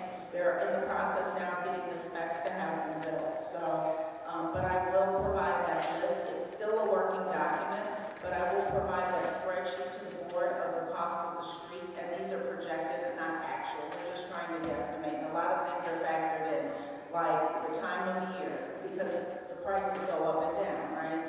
The tariff's going to be put in for some of this stuff, some of the supplies that we need. So there's a lot of factors that are coming in, and I'm just trying to be responsible with the village's money. But I will forward that spreadsheet. All right. Everybody good? Decisions made? All right. I have a question, but I guess We're gonna go to 5-1.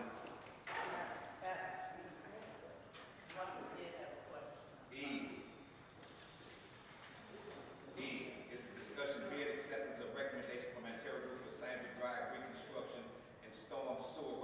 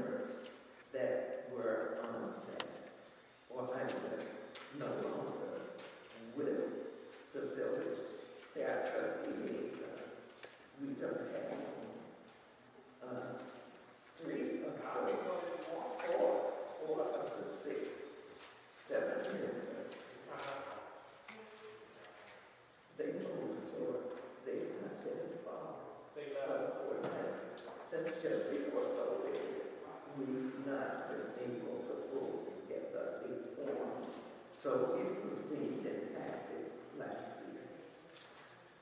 Will we be bringing it back? I think it would be good for, Yeah, okay. yeah, I mean, you know, I think that it would be good for golf course advisory yeah. to advise Yeah, at this that's point. what happened. Nobody was listening. There Right. are a couple of others that were marked inactive, like your Parks and Recreations Advisory Committee, your Public Service and Utility Committee, our Senior Citizens Committee. So we need to try and bring that most of them for. But I can't put that in because I knew that even prior to COVID, some things were not. Will we be bringing some of these back? That- Seniors? Seniors coming back? Yeah, because I know it's crowd. Like, like that part?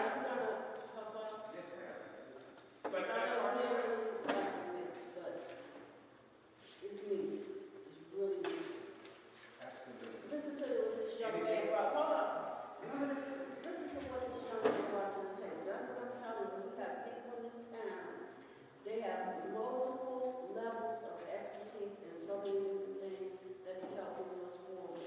And those committees will be integral to our movement forward. He should be on the IT committee. He should be on the IT committee. And I just, let alone, God willing, December 23rd. I know it is the day before Christmas Eve. But it's also, It's also the fourth Tuesday. Have mercy. We'll make some adjustments in that down the line. Oh, the reason why I say that, Trustee McFadden reminded me one time, she said, if you don't have your Christmas done by, quit shopping by 23rd, something's wrong. Can we make that adjustment now, though? Can we make that adjustment now? Yeah, we can make that adjustment now. The reason why I say you have Thanksgiving,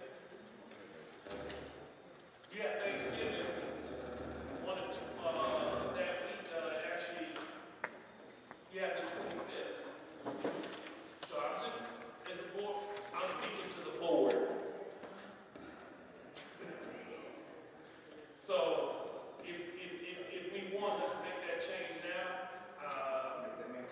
Make the amendments now because I think the residents, I want to make the point that one thing I have heard quite frequently, the residents are tired of the rescheduling of the board meetings and the frequent cancellations. They are tired of it. And let's give them a calendar that they can look at. Trustee Brooks, I guess what I need to know is what dates, or the dates right for these specific committees. Okay. Police and fire, they try to change that.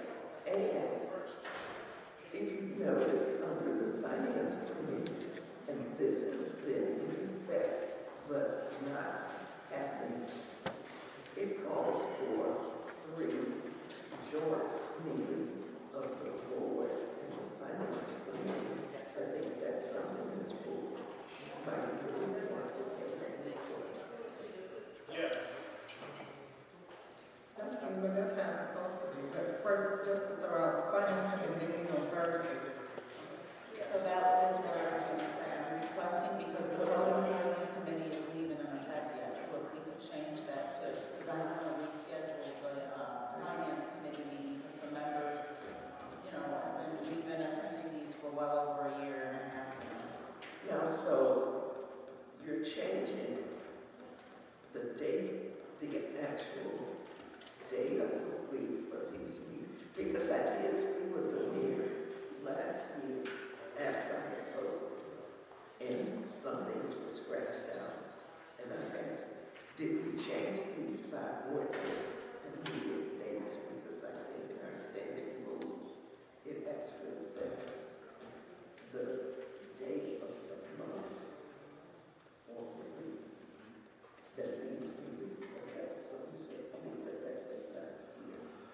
So I did. So now I'm trying to understand which committee no longer meets on Wednesday.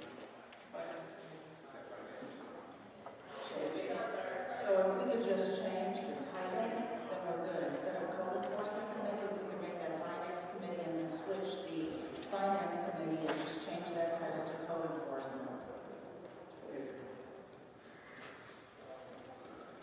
That's my only request, because we have to have established finance committee meetings. That's the only thing I want to suggest. Yeah, because if you look at the code enforcement committee, it says that they meet on the third Thursday, but we've been doing that for a year and a half with the finance committee meeting, and then the code enforcement committee has never met, so I just don't want to switch it. It was really hard to get all those people with their schedules, yes.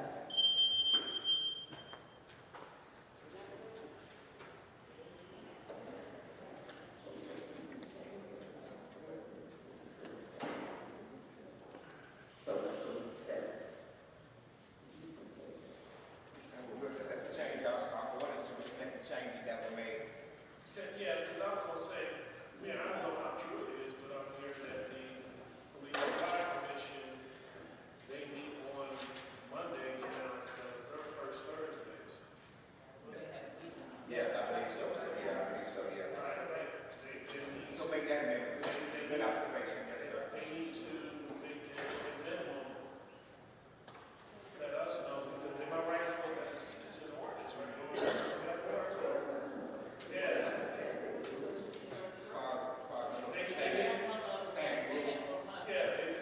So will you be giving me a list of meeting dates, or do I get that from the mayor's please? Those are the only recommended changes that I see on here, just because they've been established, we've been doing it. The other committees, we don't have a good meeting, but I would like for the Board of Commissioners, the Police and Fire Commission meeting to be every first Monday, and it meets at the police department. And then we have the finance committee meeting, which has been established every third Thursday of the month, and we are having one this Thursday. Okay. So I can just, do you have this in Word, Madam Clerk, if you could send this to me, and then I'll just change those around for you and send them right back to you. Does that work? Yeah, as long as it's approved by the board to change those meetings, dates and times. That's the only thing. Right, so can you pull up those ordinances so we can amend them? You can look at the meeting, but these I'm saying that it would, right, but it needs to be put onto the agenda for us to amend it. Right, correct? Right. So that's what I'm saying, well, not you, because you don't put it on the agenda, but the mayor can put it on the agenda for us to amend these committees to the new day. Right, so that would be, okay, that would be that. We'll bring it to next meeting, to amend and make sure that we bring the action dates. That's good. So, Madam Clerk, like for instance, this December 23rd date, I think I've seen it in the past for the mayor had, no, it's not the holiday, but it smells like a holiday. It's not. I was just saying. Yeah. You sound like Janelle. Janelle said. You might suspend it or not, or get that out. I was gonna say the 16th.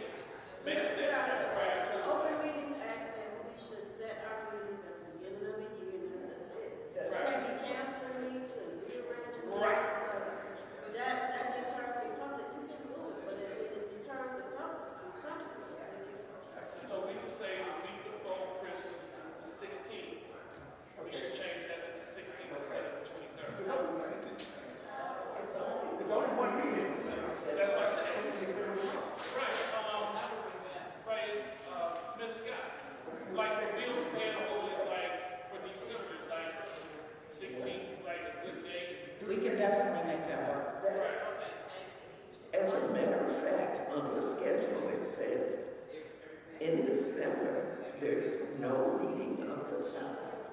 in July and August, there's no meeting of the town, which means there's only one meeting.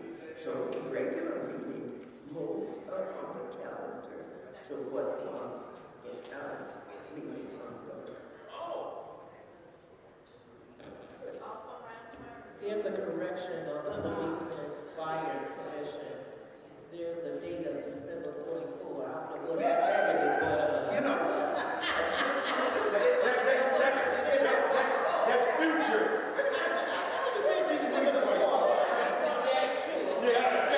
I just saw it. That's it. I went up to this 4 times.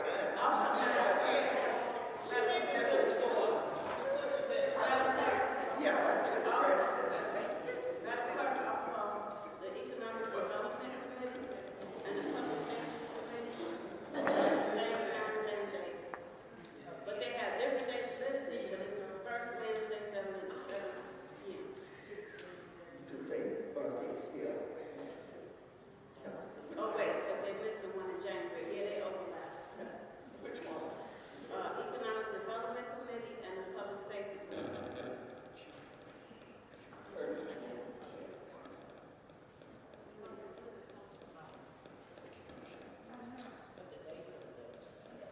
No, it's just January.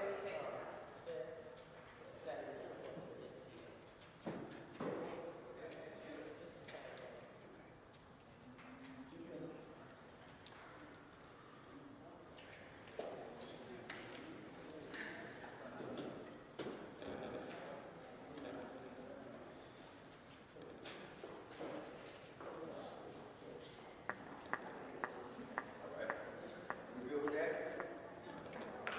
All right. What we say, December 16th, correct? Yeah, it's gonna be the calendar. Yeah, that's good. And also January. Yes, ma'am. All right. Item 51G, that's the 51H. They're all ordinance discussions, amended ordinance discussions. So we can talk about all three of them at the same time, Mr. Powell. Are there questions regarding item 51G? Question. Go ahead. Please, please. So with all of the ordinances that, the human resource consultant is asking to amend, it's as a result of her updating the personnel manual. And so, the first one is the Juneteenth. I think that's just, pretty basic on my computer's going out. Celebrating Juneteenth as a holiday. And then the next one, I'm sorry, With the health insurance. yes, that's correct. And, look at that one, that was, that's just a result of we, putting the parameters in place. Right. For the insurance, and then the last one is the severance pay, and that's just amending the language to, right, because the current language currently says, I think it says 5. I think it was like a week for every year that you work. So this just places It's unlimited to 5 years. So that's the reason for the ordinance. But, we have to recognize, Mayor. Mayor, Yes, ma'am. have you recognized? Go ahead, trustee. You have never seen the new, employee manual. I have. That's correct. I don't think, I'm not sure about the status of if she's completed it. or- Right, she is, She but said the she problem was is sure that she shared it. we can't do the employee, we can't present the employee manual if this stuff hasn't been changed. Straighten out. This is law, so we can't give you the policy manual because when we were reviewing it, these things have to be changed. What you mean? Then Meaning, these ordinances are law. Right. So we can't put forth a policy manual saying something different than what's in law here, in the bylaws of the village.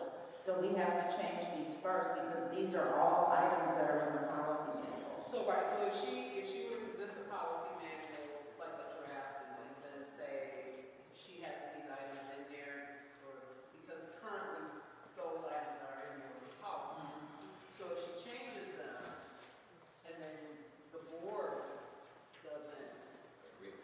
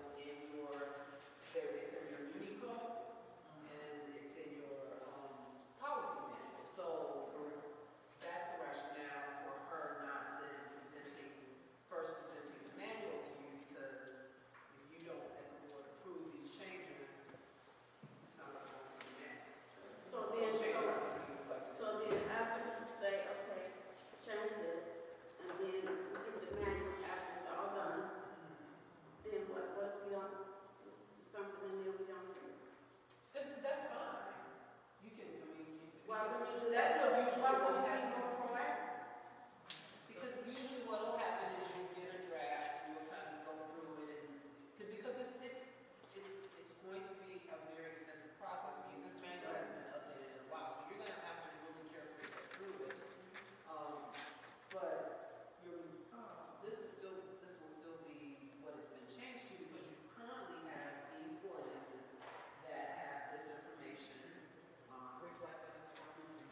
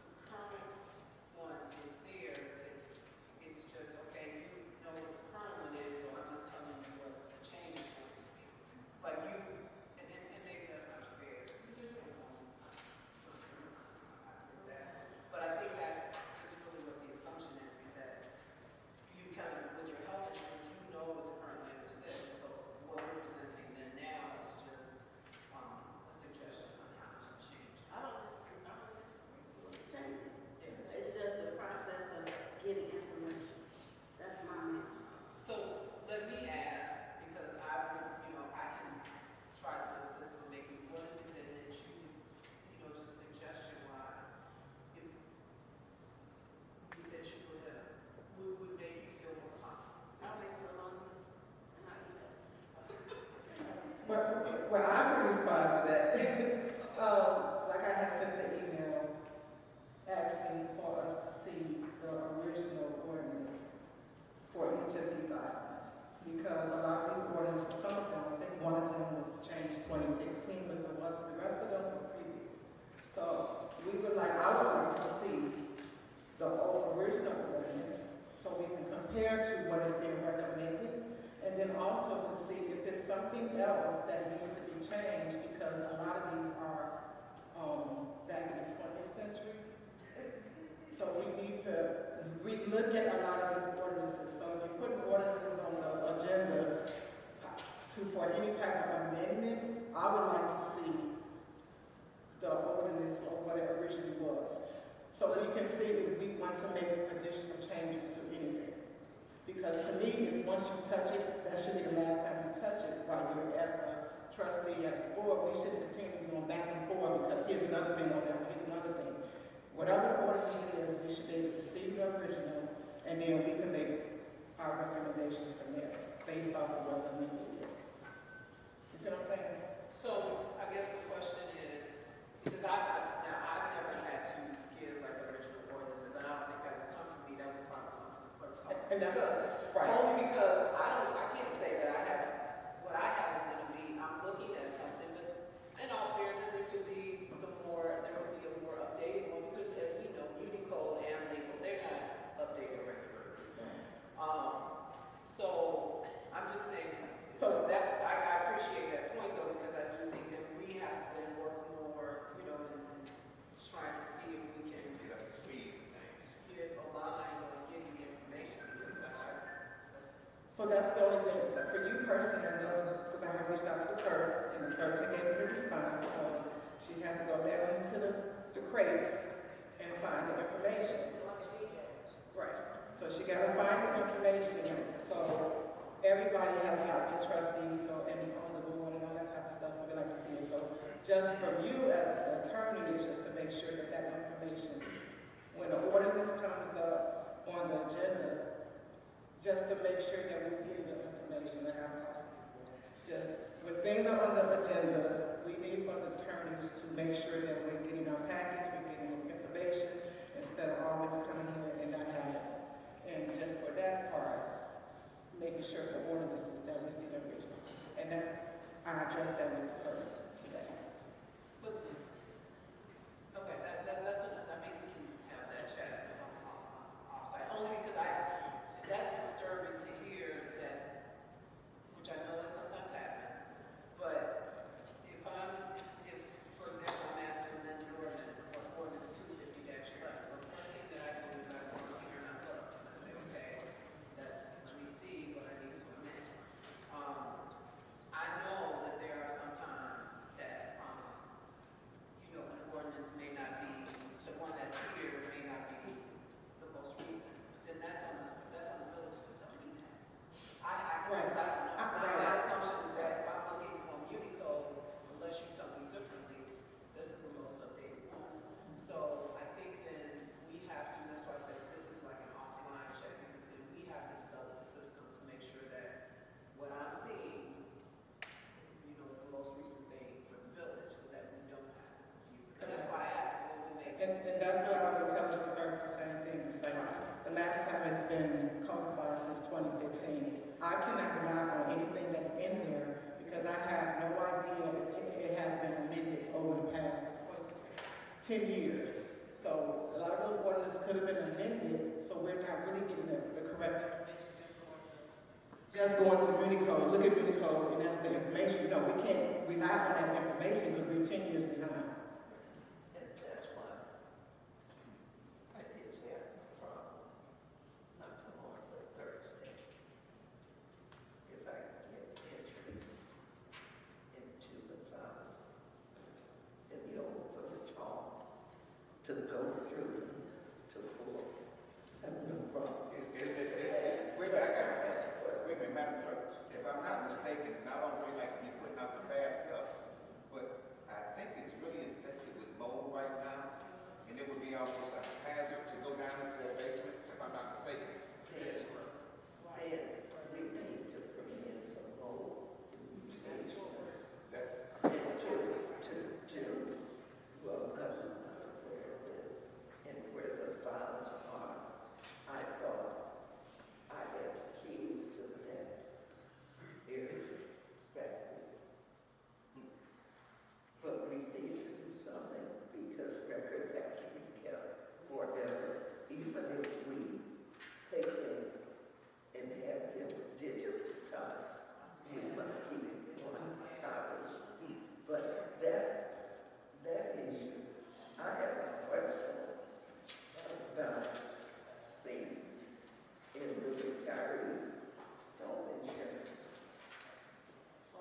deceiving that those employees who worked for this village 20 or more years, that some retired 15, 20 years ago, does this mean they will no longer have this health insurance paid by the village? I could be wrong, but I think what she is saying is moving forward, and that anyone now that has those amount of years, Right.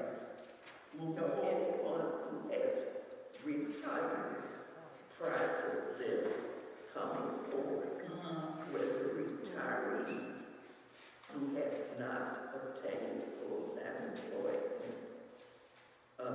after their retirement, and once they reach Medicare age, Right. there are about 15 or 20 employees that worked more than 20 years with this building who retired, being guaranteed when they were hired that when they retired, they would have continuous health insurance, medical insurance, same as they did as an employee for the rest of their lives. Does she change that with those people who retired? Some retired at Medicare age. Will the village no longer pay for their health insurance? That's my question. So you're asking about the getting grandfathered? Yes. So, and we're not talking about contract like union. I'm talking about You're talking about people, and I don't believe, now, the manager can speak, I don't believe that there's a grandfather, because there wasn't any language in there. So I don't believe that that's. So, there, why would you put language into something to grandfather something when you did not have an intention at that time to do something different? I guess my question is, we've got about 15, 20 retirees that are still living, who for all of their years with this village never paid for health insurance. And as part of their retirement, they were promised to continue the same paid health insurance for single individuals indefinitely, forever. And family plans would pay 50% of the cost for the retired employees. So my question is, does this mean that the 15 or 20 retirees who are already young will no longer get paid health insurance? I believe, and the manager can correct me if I'm wrong, I believe you are correct when you're saying that. Now, when you're saying that they were promised that, is that part of like some retirement agreement? It's part of the policy manual that dates back to the 70s or 80s. And we're trying to take it out. Is that still in existence? I think Debbie had a question. I have a question. 1 second, please. Ms. Brown, you have a question? Yes, sir. And thank you so much for bringing the understanding and explanation, Speak up, please. because, thank you so much for giving that better explanation, because if these ordinances are being put in place now to address those that will be retiring, according to the new revised policy manual, should there also be some kind of updates by union contract as well? Because the same employees that Clerk Jones was referring to, there was nothing in writing, policy manual, village ordinance, or ASME, IAFF, or FOP contracts that said that health insurance would be terminated to those retirees that gave over 20, 30 years putting this in place now, I can foresee this happening for the betterment of the future financial. But it wasn't addressed at the time. When all of us 15, 20 employees that are presently in 70s and 80-year-old, it's not just not affordable. There are some advantage plans that won't even take you regarding some type of cancer issues. Renal failure is one, that some advantage plans will not allow you to enter those policies. They're not. So my question is similar to what Clerk Jones is asking. And the fact that I wouldn't want anybody's health and or safety in jeopardy by having to look at a mold-infested area. But if that's the documentation that the village has, that's not the retirees' fault, that they did not have record retention of those files. It's not. But we're catching the brunt of it. And that's very unfair to 70-year-olds and 80-year-olds today, in today's society. We're all speaking of mental wellness, health wellness, then make us whole. Make us whole. Give us what you promised us. We signed off in good faith. Give us what we were promised.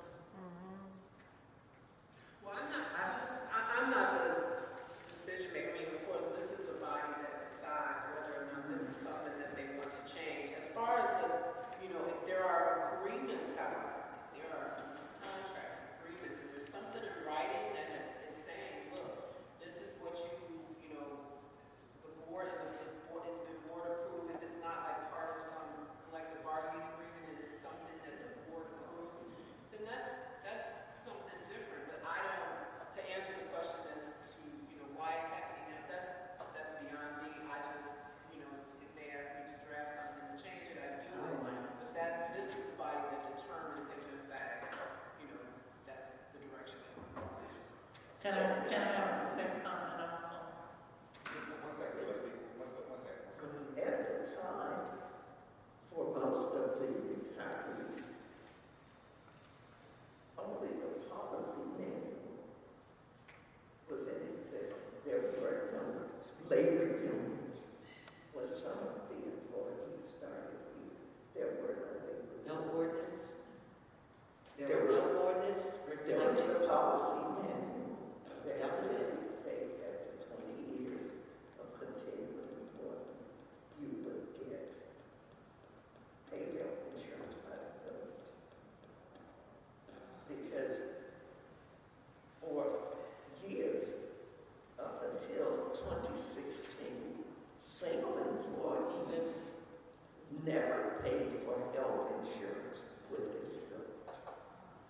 There was a minimum increase in 2016 for the senior plan. I don't know where that is now. But for retirees, they had never, ever paid as a single employee for health insurance. And then to one day be told, you no longer get this, which the village agreed to give you upon your retirement, as long as you don't get full-time employment and health benefits anywhere else. I think this is a promise made that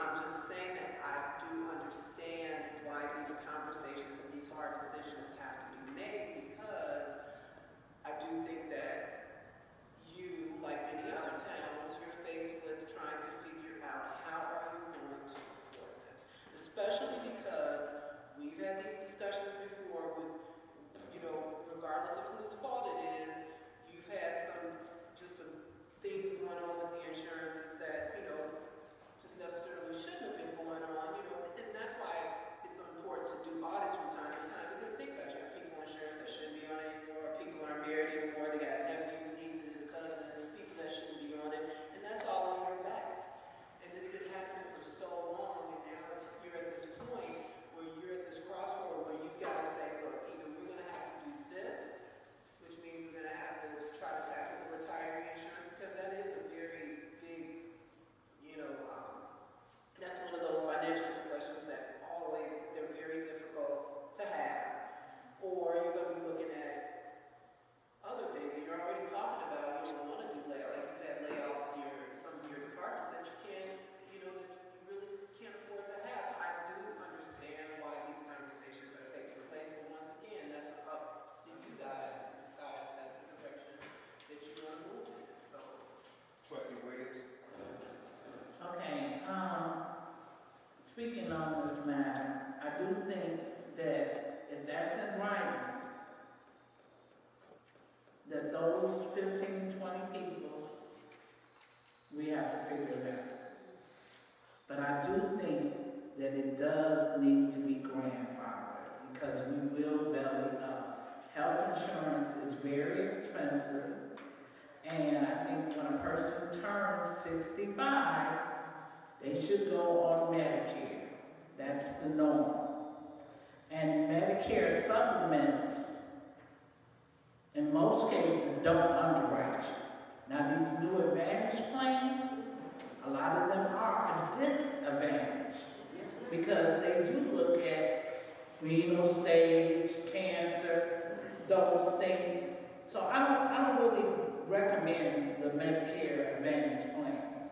But if you get a Medicare supplement, a Blue Cross plan D, E, F, A, E, any of those, there's no underwriting.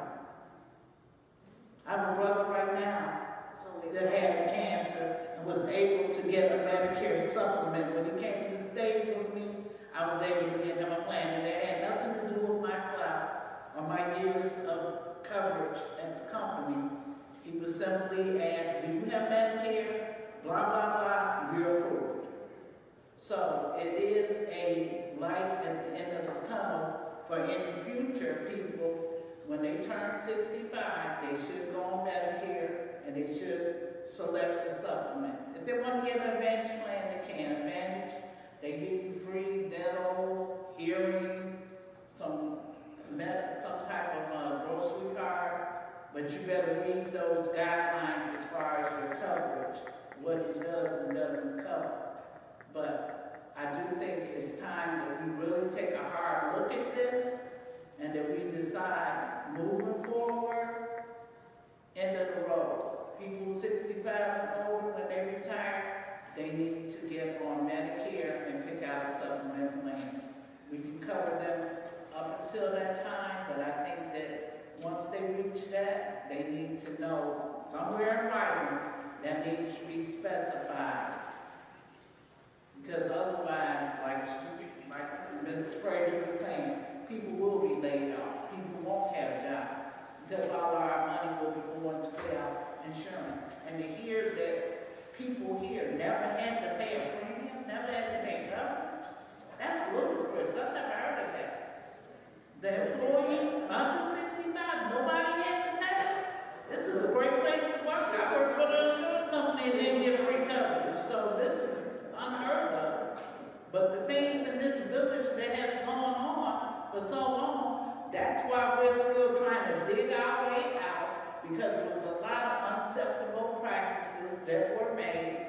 People were able to bring a bill, get their deductible reimbursed, get their co-payment. Who does that? I don't know of a single insurance company that would allow you to not pay your deductible or bring a co-payment in. Or this wasn't covered by my carrier, here, you pay it.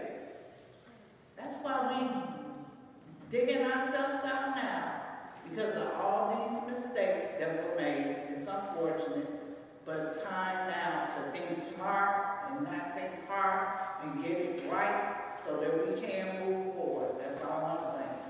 I respect what you just explained. Madam, go ahead. No, I respect what you just explained. But as legislators, I hear constantly the different companies that we're trying to bring into this community. And those companies, at some point in time, will increase the village's revenue, will it not? At some point in time. That's true. But At we some see point in that time. And in all due respect, I know it's not a balance per se, because everything takes time. But I'm also reiterating, now, after all these years that the village has done, as you say, who does that? The village has done it. They have done it. We have all had some would, could, shoulds in our lives, our own personal lives. And the village itself is experiencing the same thing. But by the same token, those 15 or 20 of us, we signed off in good faith. In good faith. And I keep emphasizing, in good faith. Is this not what we're supposed to be about as a community? In good faith. Every practice, everything that you legislate on, is it not with that company in good faith? And then to come back later and say, we're terminating that. I'm sorry. Okay, back to B and C. So y'all just gonna keep ignoring me? One second. They're always gonna have, go ahead. And I've been standing up, and it's the third time I'm trying to have a question for you guys. Go ahead, madam, finish that, madam. Where it says ordinance amendment 420, 25011 is amended by adding subsections B and C as page below. B says, on full-time employee, and I'm asking, is this currently what's happening? On full-time employees who retire from village service with at least 20 years of continuous service may request continued health insurance benefits without cost, provided that the employee does not accept full-time employment following his retirement from village service. My first and the next paragraph now says that a retired employee shall no longer receive the benefits, and the benefits shall terminate with respect to such retired employees is her spouse or dependent when the retired employee either becomes eligible for Medicare or reaches age 65, whichever is earlier. My question on that is, some of these people who are retired now were at Medicare age when they retired. Okay, so I don't know if these are contradictory. It says, okay, but it's confusing, but nevertheless, it's stressful to our retirees who have reached that age and have been retired 25, 30 something, 35 years. Thank you, madam clerk. Ms. Walker? Yeah, my question was previous about the files and all that that's down wherever they are, and no one can get to them, or no one to touch them, or whatever? I'm going down there. I'm going to get with the chief, and I'm going to prepare on Thursday. Because that has been for a few years now, so that, They've been down there for 25, 30 years. yeah. No, So what I was gonna say is that should not be a reason why nothing is getting done, or ordinance are not updated, because you guys have competent people on your board that can go through those files and update those. Those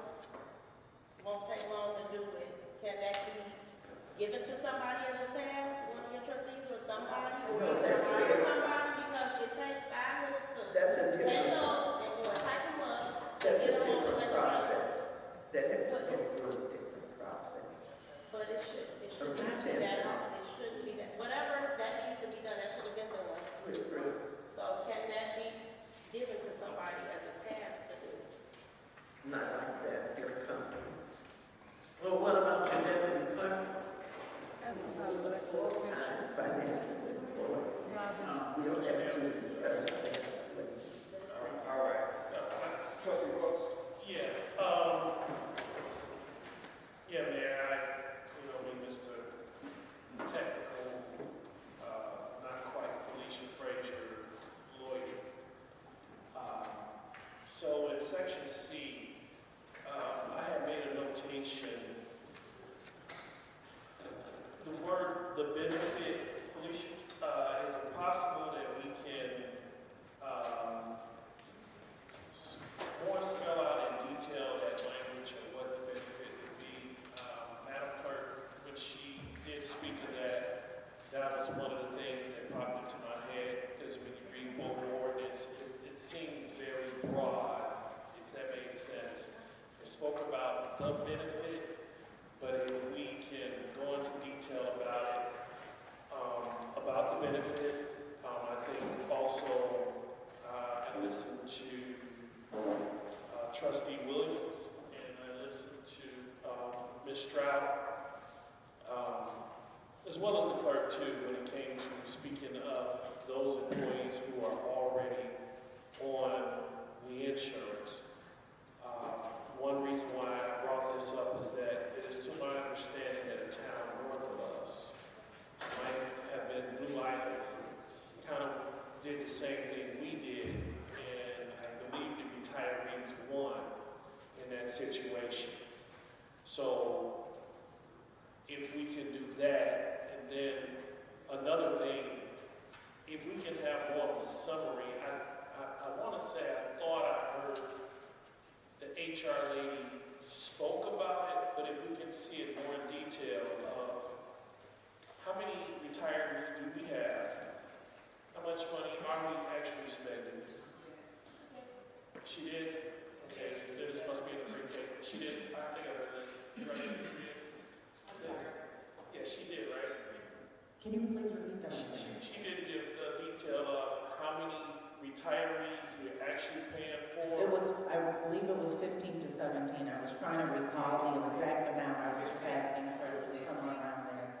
It was 16, and she told us how much money we spend every month. Yeah. How much? Okay.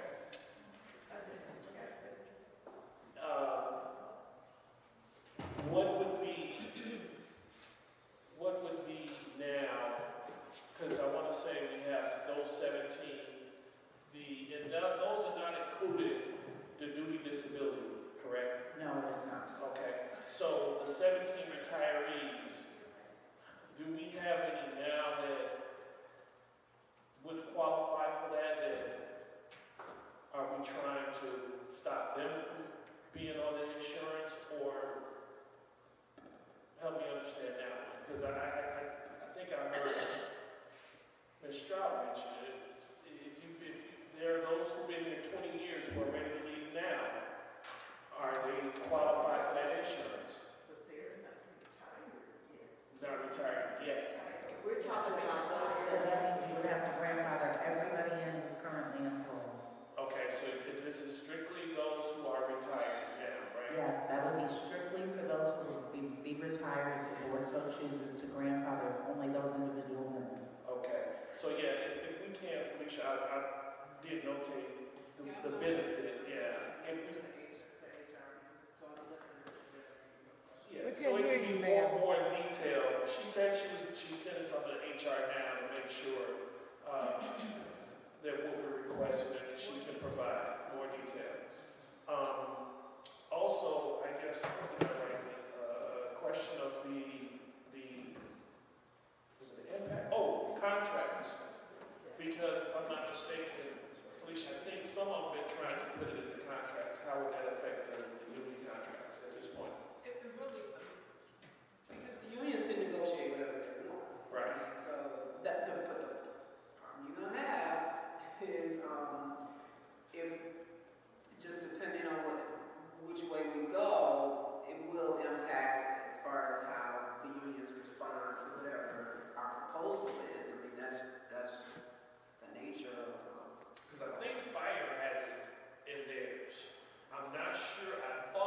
PD has lawyers, I don't and think then, PD does. I think I looked at PD and they didn't, do they? No. None of the contracts have anything guaranteeing insurance on retirement. Yeah, I looked at PD they don't. and they didn't have it. Okay.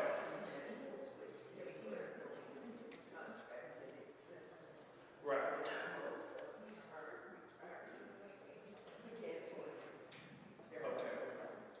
Because I knew there's something, right, that they always refer back to the policy manual, whatever is not inside the agreement. So that was the one in my scribble notes that I wrote here. So that was my third concern, the question that we can address. Wait, what was the third? Negotiation. Yeah, yeah. Because I know for a fact fire has it. But no, I don't. The negotiation. Yes.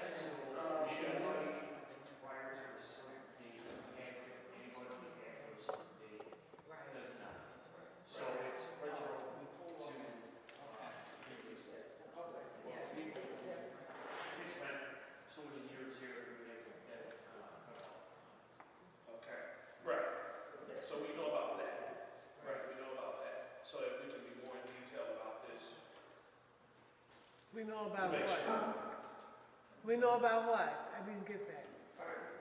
So what I was explaining was being more in detail, Ms. Morgan, when it comes to with this ordinance. Just we should not have an ordinance that says benefits. It's so vague that who are you talking about? And we don't want it where retirees think everything is okay and then they're cut off. We're not saying that we would do that. What we're saying is that, like Ms. Strauss said, in good faith, this is what we do. Trustee Williams made it very clear that there are those who should be grandfathered in. And I'm gonna tell you right now, I listened to what was said. You're right, Ms. Strauss. Here, I can tell you the two insurance plans I was in. When I came in as a rookie 28 years ago, my insurance was free. I was not married. It was free. PPO and HMO. Yes, sir. If I got married, Mayor Graves said, you officers who got married, I'll take care of you and your wife when it comes to a baby, depending on how it comes. Now you get expensive for me, and I'm paying you this amount of money. Now you should be able to take care of yourself. I brought you here, gave to take care of you. Fine. Got the Country Club Hills, insurance like Capitol Hill. I mean, but I paid for it. I paid for it. It was not the same deal I got in Harvey because I went to a department that's paying me $100,000 a year. So that's the difference between $100,000 and someone who starts you off at $21,500. We go back to the 21,500. We didn't get the 100,000. Right. Trust me. Well, I remember 30 years, I can attest. Right. I saw people walk in the door making a salary that my salary was like the taxes. Yes. That came out of their salary. Right. In that 30-year time frame. Right. And if I'm not mistaken, yes, because, I came in after your son. But yes, I remember because I was, of course, a young boy. But yes, you were a part of that generation where that salary, that's how much. So the municipalities took care of the employees for insurance because if you had to pay for the insurance, you would be And truthfully, I'm not ashamed to say, I started my employment with the village where $10,000 was a big boom. Right. Seriously. Yes. Right. It was like, whoa, I was retired. And I did not retire with those 6 figures. No. Where I could afford paying for that. So again, in that good faith standard, Right. we believe we'd be okay. And that's what I just told Felicia Frank, right? That we'll make sure that I think we can go in detail of certain things that I think this can be resolved. That's the purpose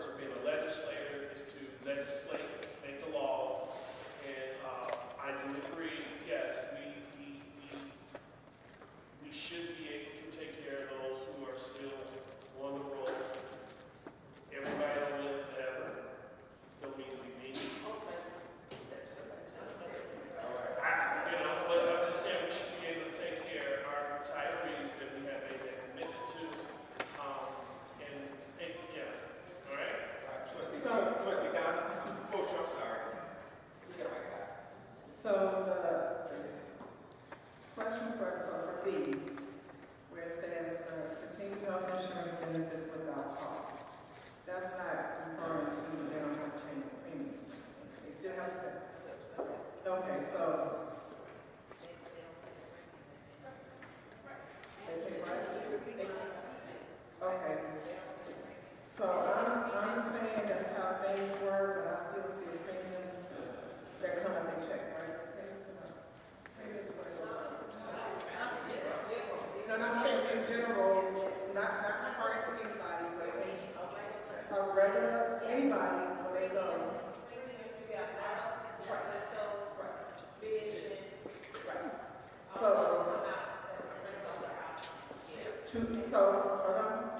to me, so we're supposed to be discussing, trying to figure out this whole insurance stuff. So we're saying we keep coming back, but we really need to figure it out.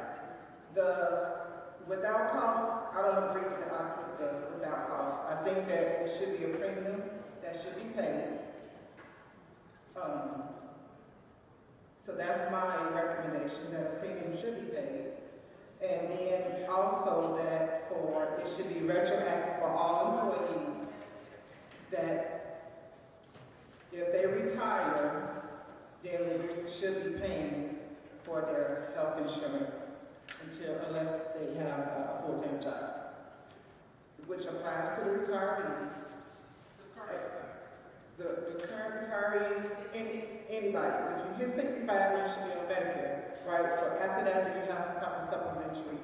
I feel that the village, we should be taking care of the other part, the supplementary.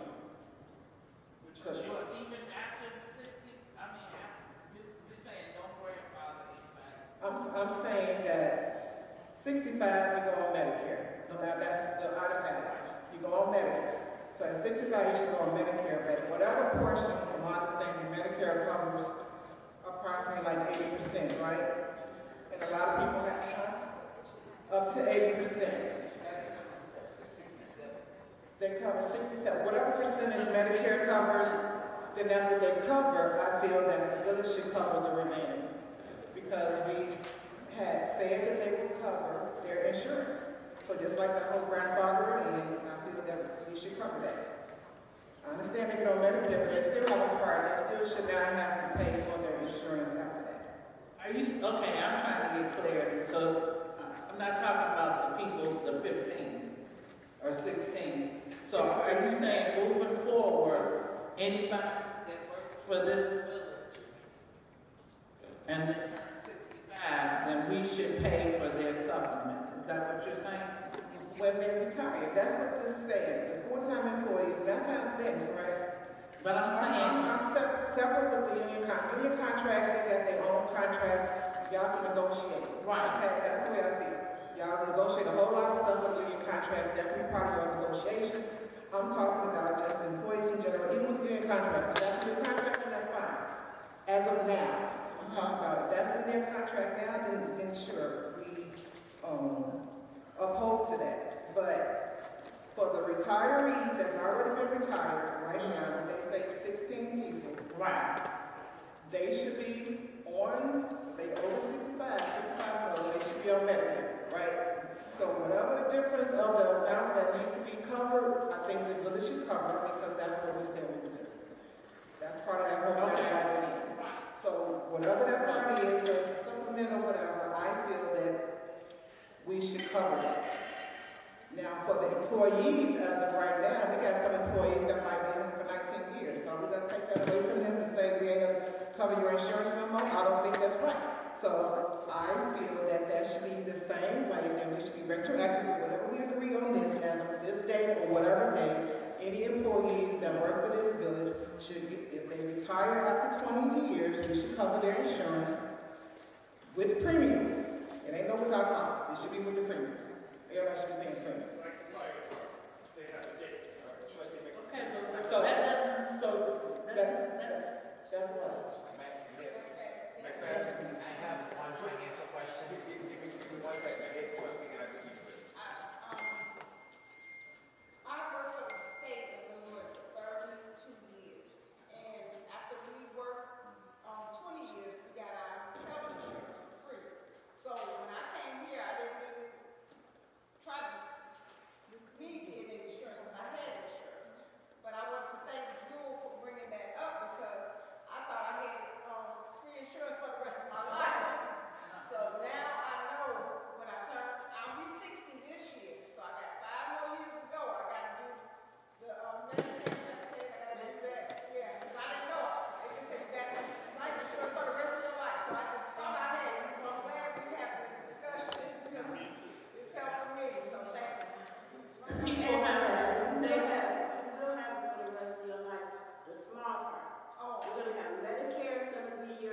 primary.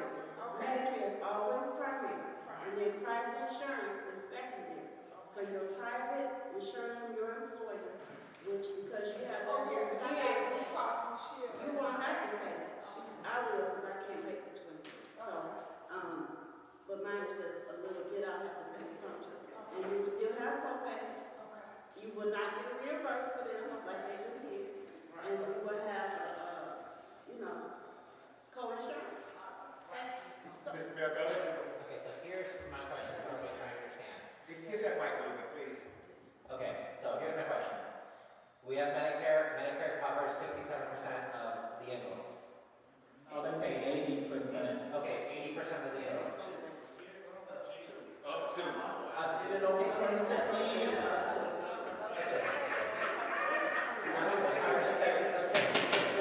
It covers $70,000 to $100,000 invoice. Are we then saying that the village will cut a check to the retiree for $30,000 for their medical bill?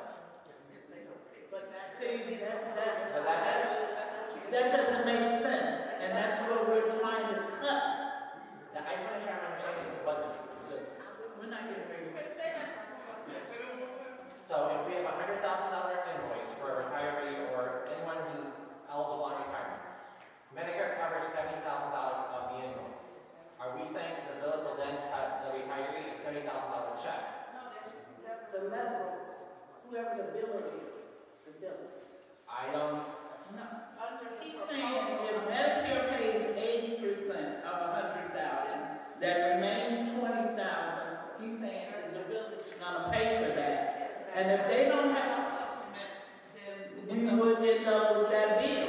And that's why we would go bankrupt if we had to continue, because hospital charges, surgery, cancer patients, diabetes, dialysis, all those things add up. But that's what you can add into it as well, that they, as a requirement, they should get supplement. In order to do that, whatever the difference Those is. 15 people. But moving forward, Even after it's 65, if you have a supplement, I'm just saying. if they have Medicare, they can pick out their own supplement and pay that premium. And that supplement will pay that 20%. They won't have to pay it because they're gonna pay a premium that's probably less than $200 for a supplement. And that supplement will pick up that 20%. Well, that's the part I'm saying, instead of them paying that $200, I think that's the part. I'm not all this into this health insurance stuff, but I'm saying I don't feel that they should be having to come out of pocket with $20,000 or whatever. But if they don't have a supplement, then that would So be that's why I'm our saying that should be a part of the language to say, even if you turn to 65 to get the Medicare, then you have to get a supplement as well. All we have to do is add that into the language. Right, make sure they know that, because if we're just saying get on Medicare, we're gonna pay you a difference. Right. It's saying Medicare, that doesn't make sense. the requirement Medicare is 65, and you have to also get some type of supplement. Right. During that supplement, you have your supplement, and then if there's a cost after that they have to pay, then that's what the village I feel should pay. Right, well, that's what I'm saying, grandfather them, let them know 65, you got Medicare. The average person can get Medicare Part A and Part B if they work those 40, whatever weeks or months it takes to get on it. And then they would pay for their own supplement. They can pick plan A through, I think it's A through N now that they can pick, or they can go with one of them advantage plans and get their free groceries.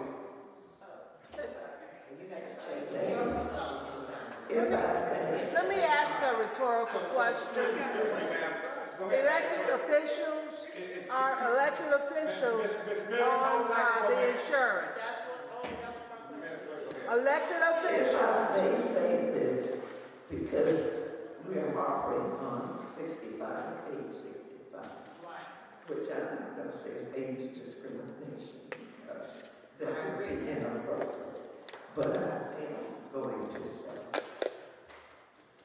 if you check of the 17 retirees, current retirees, you will find that at least 99% are already at Medicare age. So we are hopping over when you reach 65. And I hope nobody feels that when you reach retirement age, you should be taken out back and disposed of. It would be much cheaper than what Chris asked about the bills. Grandfather these retirees in. Keep a promise made. Make them whole. Don't give these 60, 69, 70, 75, 80, 85-year-old retirees more to stress. That affects your health, which is cheaper than, and I did not understand that when the bills were acquired by the retirees, everything that was not paid by Medicare, I didn't understand that the village would be liable. No, the retiree employee would, because if they had insurance, if this village kept that promise, they would have insurance. Let me say this. You can get Medicare before 65. I have a sister, I don't have her anymore, but she was in her 30s. She has MS. She qualified for Medicare, so you don't have to be 65 to go on Medicare. You can be younger than that, but if you get on a Medicare Part A, Part B, then it's up to that individual pick up a supplement somewhere along the way, else otherwise they'll pay that 20% out of pocket. Can somebody please answer my question? We're gonna give a discussion right now. Please answer my question. You have the public comments coming at the end. We're not gonna take any more from the audience now for the sake of time. So, what's the pleasure of the board? I think, we made it. You always want to find a way to shut me up, Joe. Village You attorney, can't do it. we're gonna make some changes to it. And You can't do it. then come back with it. So I did, I shot the email over, for our discussion, so I'm sure what we'll do is have a discussion with the village manager, and then we'll get together and determine how to change it for the next one. All right, so those are regarding the two ordinance regarding changes in use resources. So, health insurance, yes. So now, item 5.1, ordinance regarding Everybody can say whatever they want No, to I say. said I sent an email They can over say to, whatever they want to say. But the moment I Ms. said Berry, what to telling say, her what the concerns were. I'm sure that she's gonna. and then when I wake talk up, to the they're village into a manager, and conversation then we will that I'm interested in. stay discussed. You can't hear the attorney, please quiet down. Answer my question. Then we'll get together, I'll get together with, Ms. Scott and Ms. Berry, and they'll tell me, give me the directives on how to change it. And then with the last one, that's, with the next one, the severance, that's just because I know she said that the current language in the policy manual, get up to like 20 people, employees that were, separating the service, from the village was getting, they were getting up to like 25 weeks of, severance. And so now it's capped. Under the, And you don't want me to severance, they were leaving, some employees were getting up to 25 weeks of severance, so now this is just in terms of you cap it. You don't want me to Yes, answer cap it at 5. ask a question. You know, I think this should be like a tier.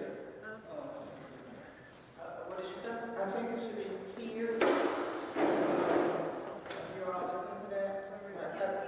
Because I think a more tiered process instead of just a straight value, because, you know, everybody have different terms, times that they've been here. So I don't think they should all get the exact same. So 5, 10, 15, it should be some type of tier process on severance. So I would like for some type of table to come up with that. Okay. So the pleasure of the board is to come back to me and have a conversation and make that changes.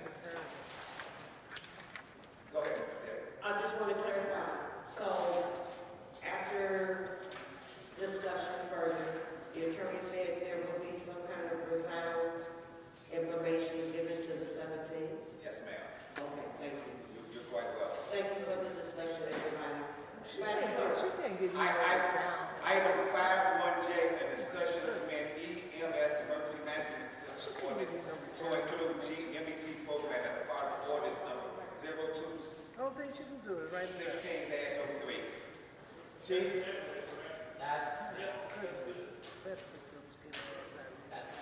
Oh, Chris, I'm sorry. GNT, I'm sorry. So,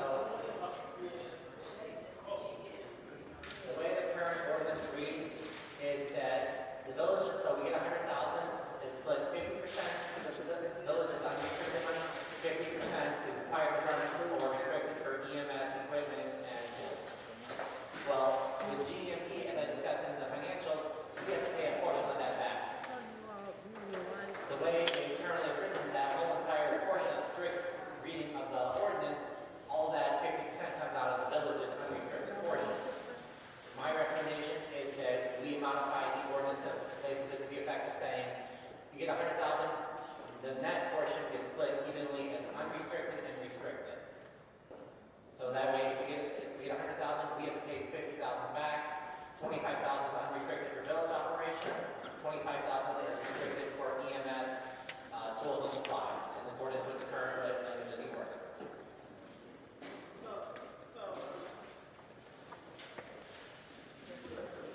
So do we have a copy of that current ordinance? Yes, it should be in your packet. And it was voted on, I think, in 2016. The issue is there's no language in there about GMT.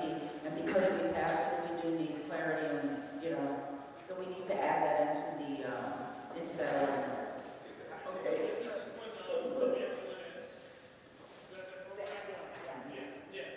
That's a revenue generator. Okay, so I guess my question is, will you be amending the GMET or the ordinance 2016 03 or both? Whichever is the EMS ordinance that talks about 50%, I don't have it in front of me. Yeah, so I have that in the packet. So what went through the GMT was just that. That's state law, that 50%, that's already established. The issue is we need to put that in our ordinance. We did not have a GEMT program until recently. And there's nothing in there. The other thing is that it needs to specifically state how that GEMT money is used. And for the state, half of it goes back and the other half we get. So it would be a new ordinance amending 2016 03 to incorporate on.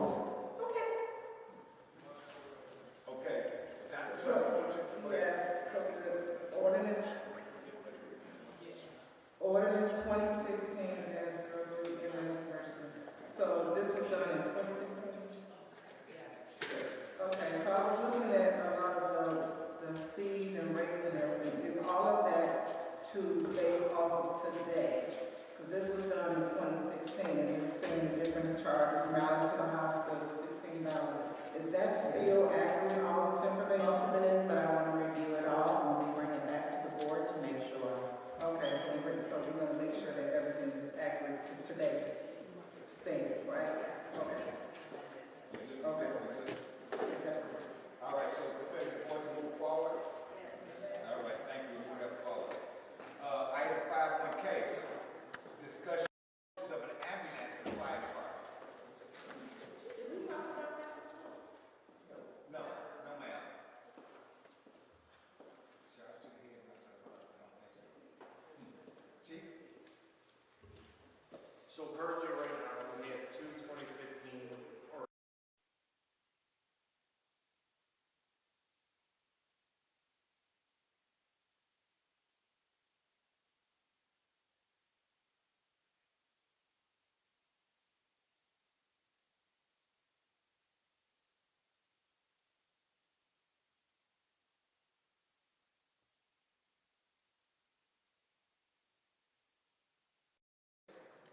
vendors that we do use for a lot of our service does have a demo that we can retrofit to what our standards are for the fire department.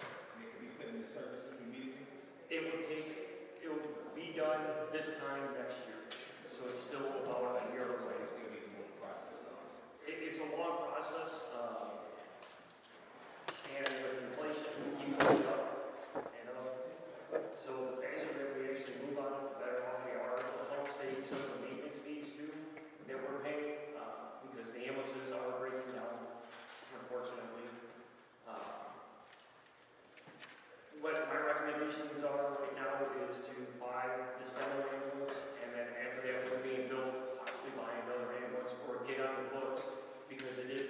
months to 2 years.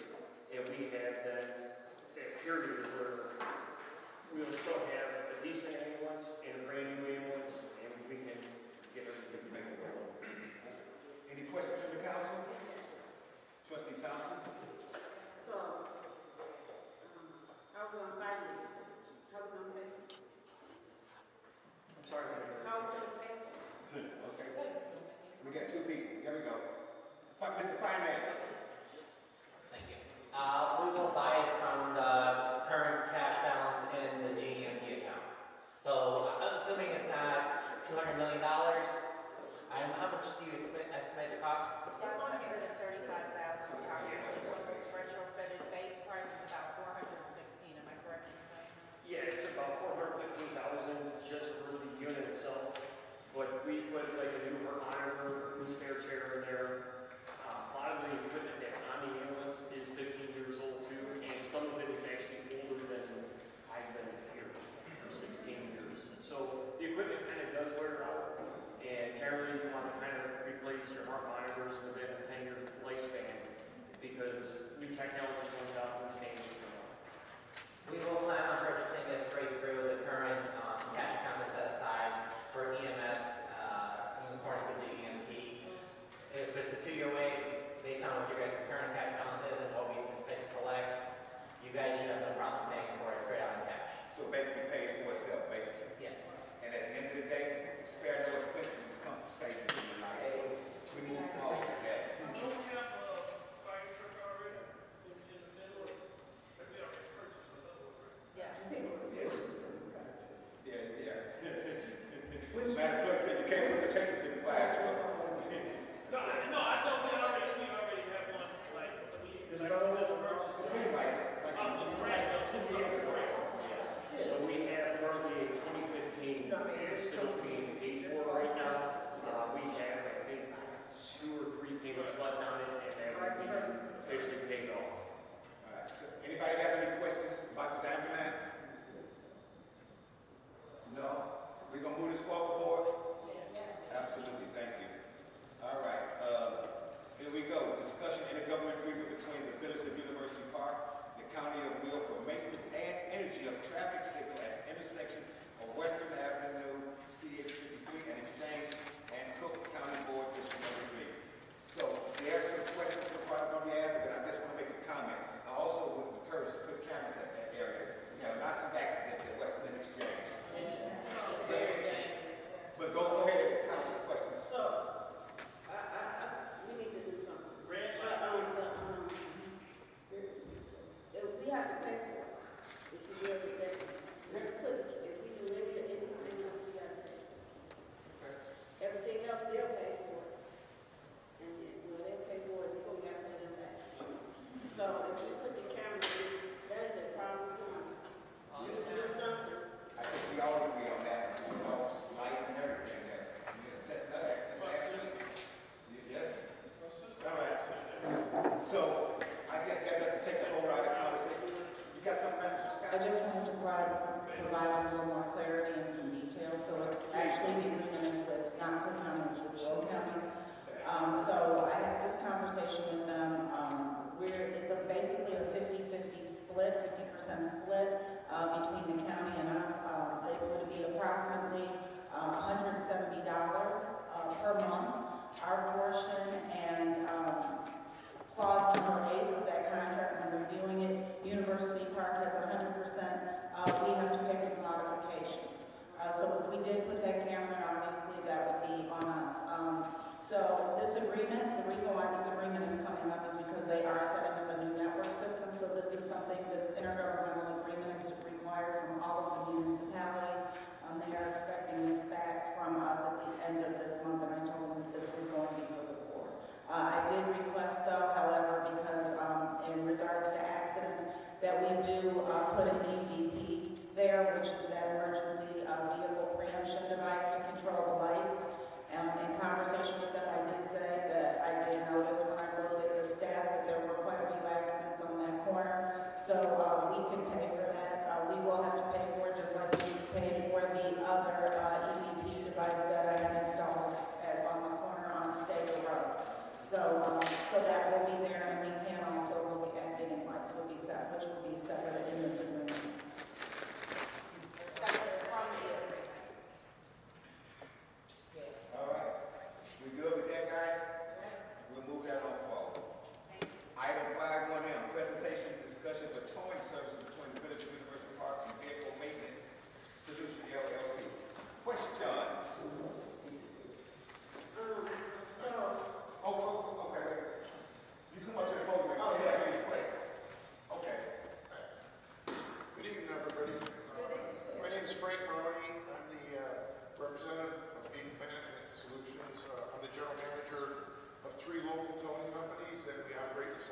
suburban area.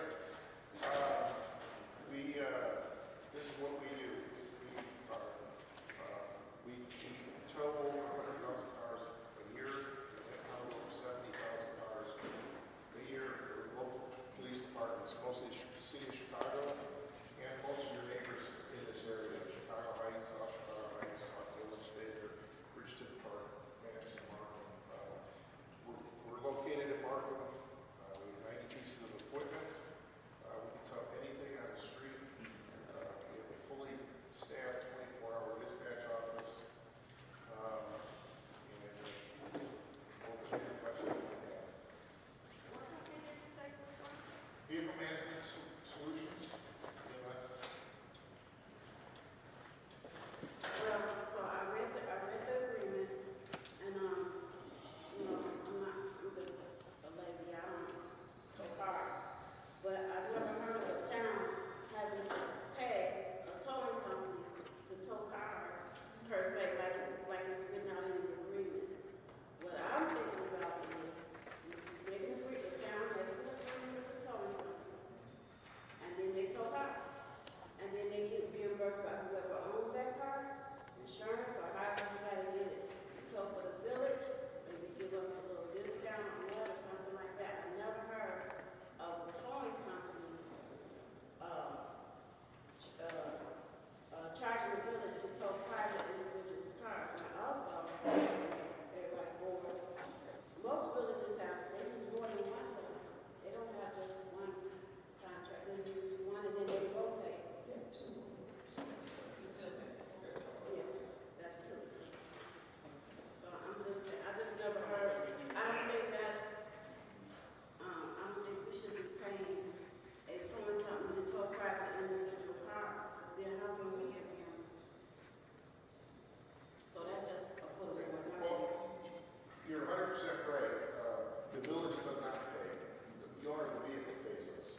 And in fact, we have a revenue share back to the village of $25 per car that we tow, any police or tows. So the village has no cost to this. And as far as village vehicles go, when we partner up with somebody, normally we tow village vehicles for free. We wouldn't charge the village for any services. It's a true partnership on our end.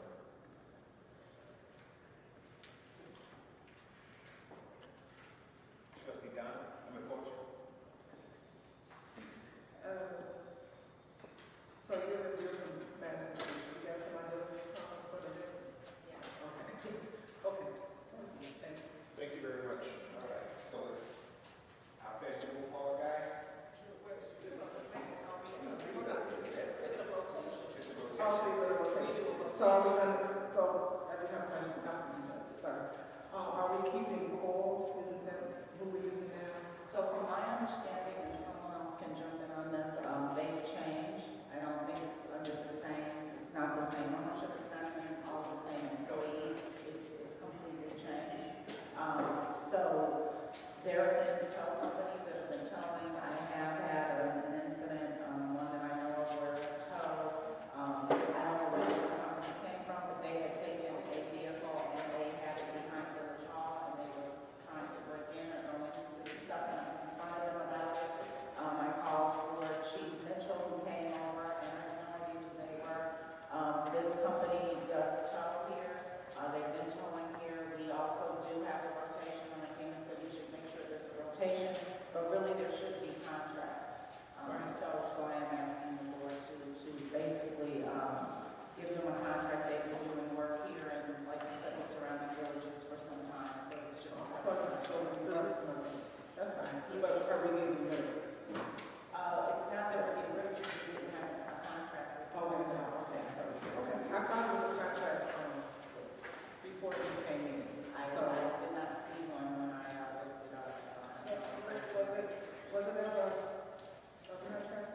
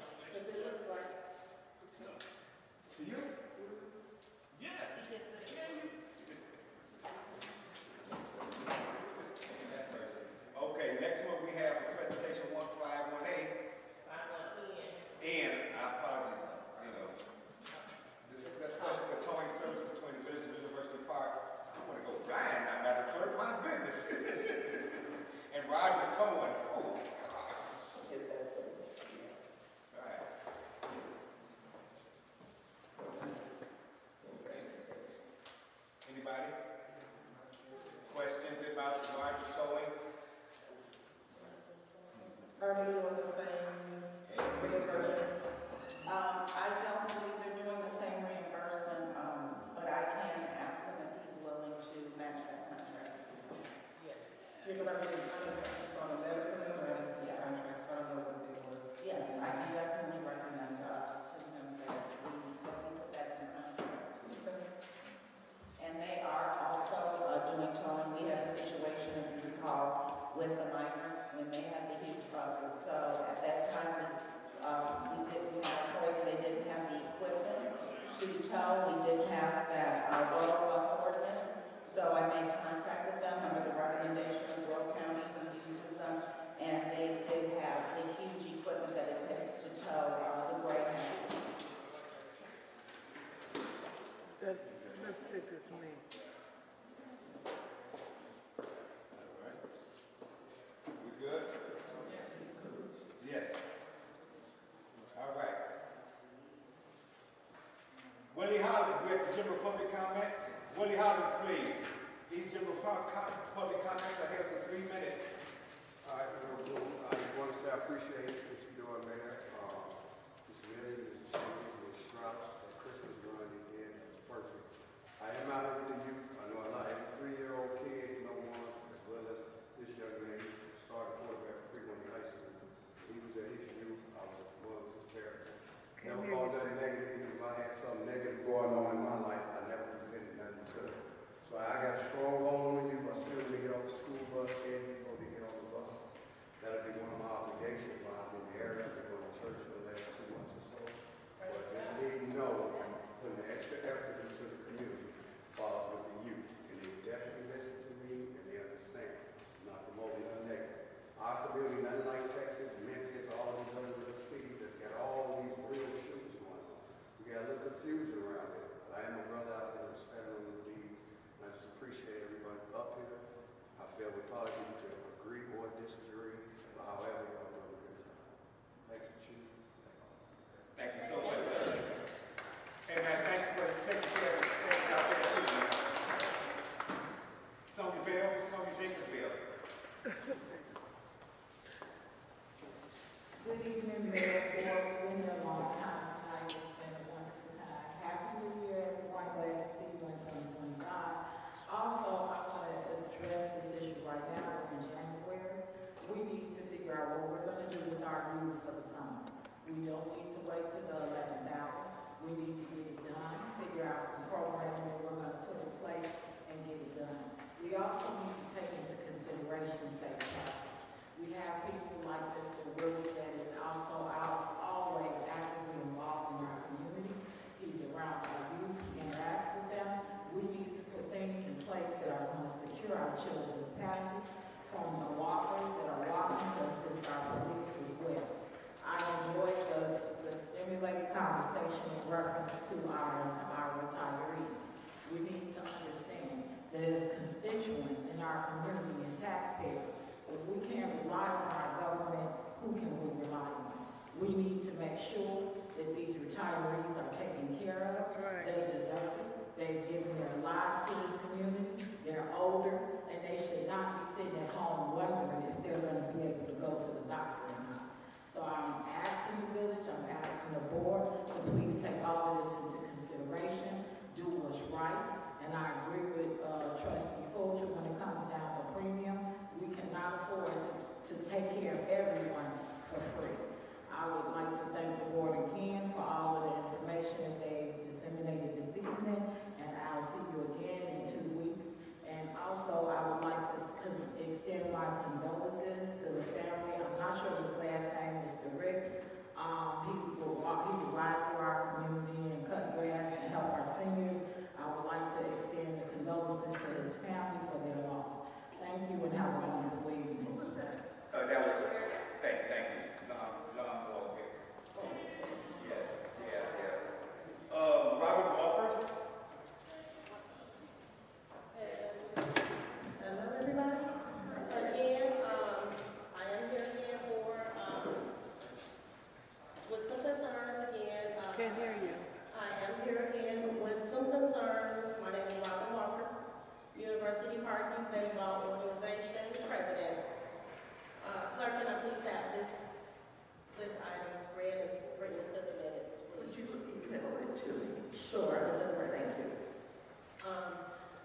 I know that baseball, I was told last time I was here, which was in about 2 years now, baseball is not a program of the village and is its own entity.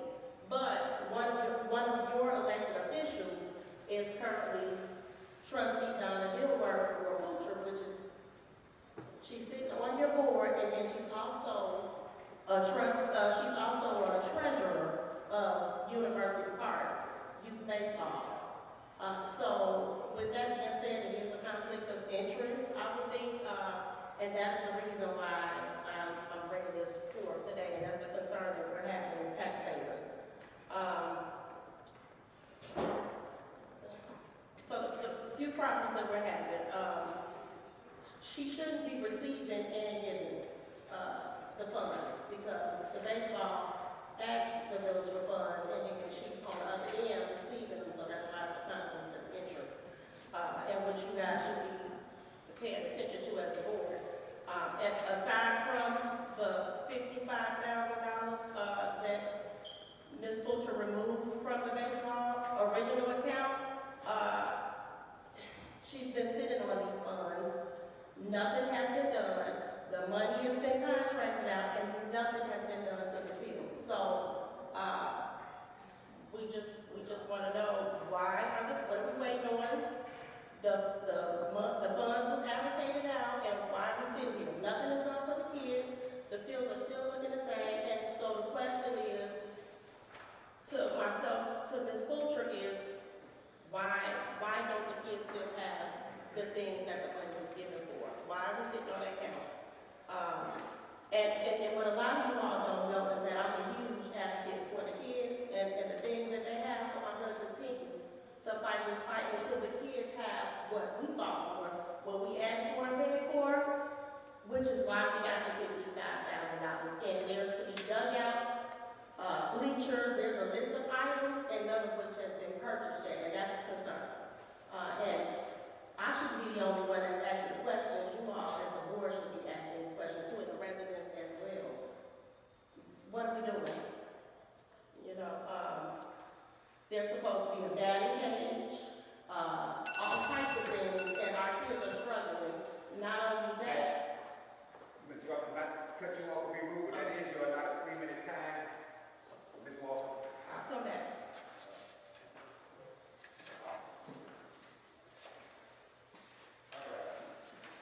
Thank you.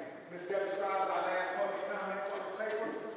My signature is on the paper. The red lipstick, I didn't have a pen.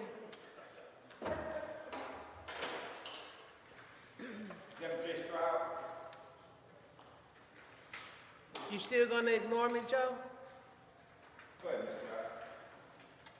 I forgot to say happy 2025 to everybody. We've ended 1 year, and this meeting tonight makes me feel like, again, you can agree and or disagree. But, Mayor, I just need clarification from you. As far as the general public comments regarding the items on the agenda, just like you call me now, if I want to speak just for regular general public comments, I still have the same 3-minute time frame? Yes. Okay, thank you. I just needed that clarification. Thank you so much. Everyone have a safe, cold evening, getting home to the warm. And again, thank you for the conversation. Thank you so much. You should be helping with that issue. All right. Is there a motion for adjournment? Board, Trustee Lewis. Okay, University Park and Travelers Scholarship Fund, Dr. Wetburn, UP Scholarship Chair, University Park. This scholarship is $1,000. It will provide University Park residents who are graduating from high school. This is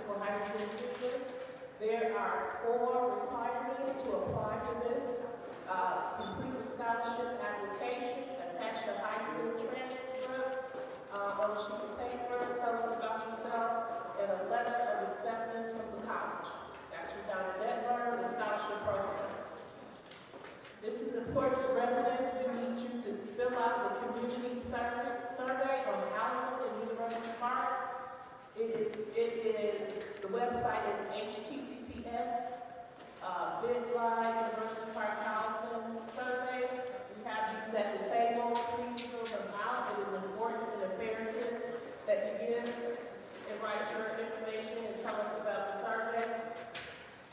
Next is the Will County Health Department and Community Health Center. The Health Resource Fair is Friday, January 24th, 10 a.m. to 2 p.m. Free health screening, vaccinations, free maxillary health education, utility assistance, free first aid kits, free food boxes, blood pressure checks, social services assistance, employment opening. Please come and attend. It'll be right here at 90 Townsend. It's free to public. Thank you. Last one from trustee, because you should do reports tonight. I just want to remind everybody tomorrow at First Baptist Church, there will be a meeting regarding AQUA and the Illinois Environmental Protection Agency. Please come, have your questions, concerns. Most of y'all have heard Zimmerman and them drop the case, but they are trying to appeal that. So we need voices and people coming out to hear this information and bring your questions and concerns. Thank you. Trustee Thompson. I would like to give my 3 minutes to Ms. Morgan. Yes, I have just one question, and I'd like to know the board, can you please tell me, are any elected officials Mrs. Moore. receiving insurance? Mrs. Moore, Madam Clerk. Just wanted to give a shout out to our public works director and his crew. Early this morning, I got phone calls from some seniors in our community, in my neighborhood. Director Vargas was kind enough to listen to their concerns, and she began her conversation with, "I'm not calling to complain. I'm calling to ask where I can get something." I put her on the phone with the director. He took care of her needs and her concerns expeditiously and fantastic. And she wanted me to say a shout out to our director, and that she doesn't complain because she does see a lot of good that's happening in this village. Happy New Year to all of you. God bless. All in favor?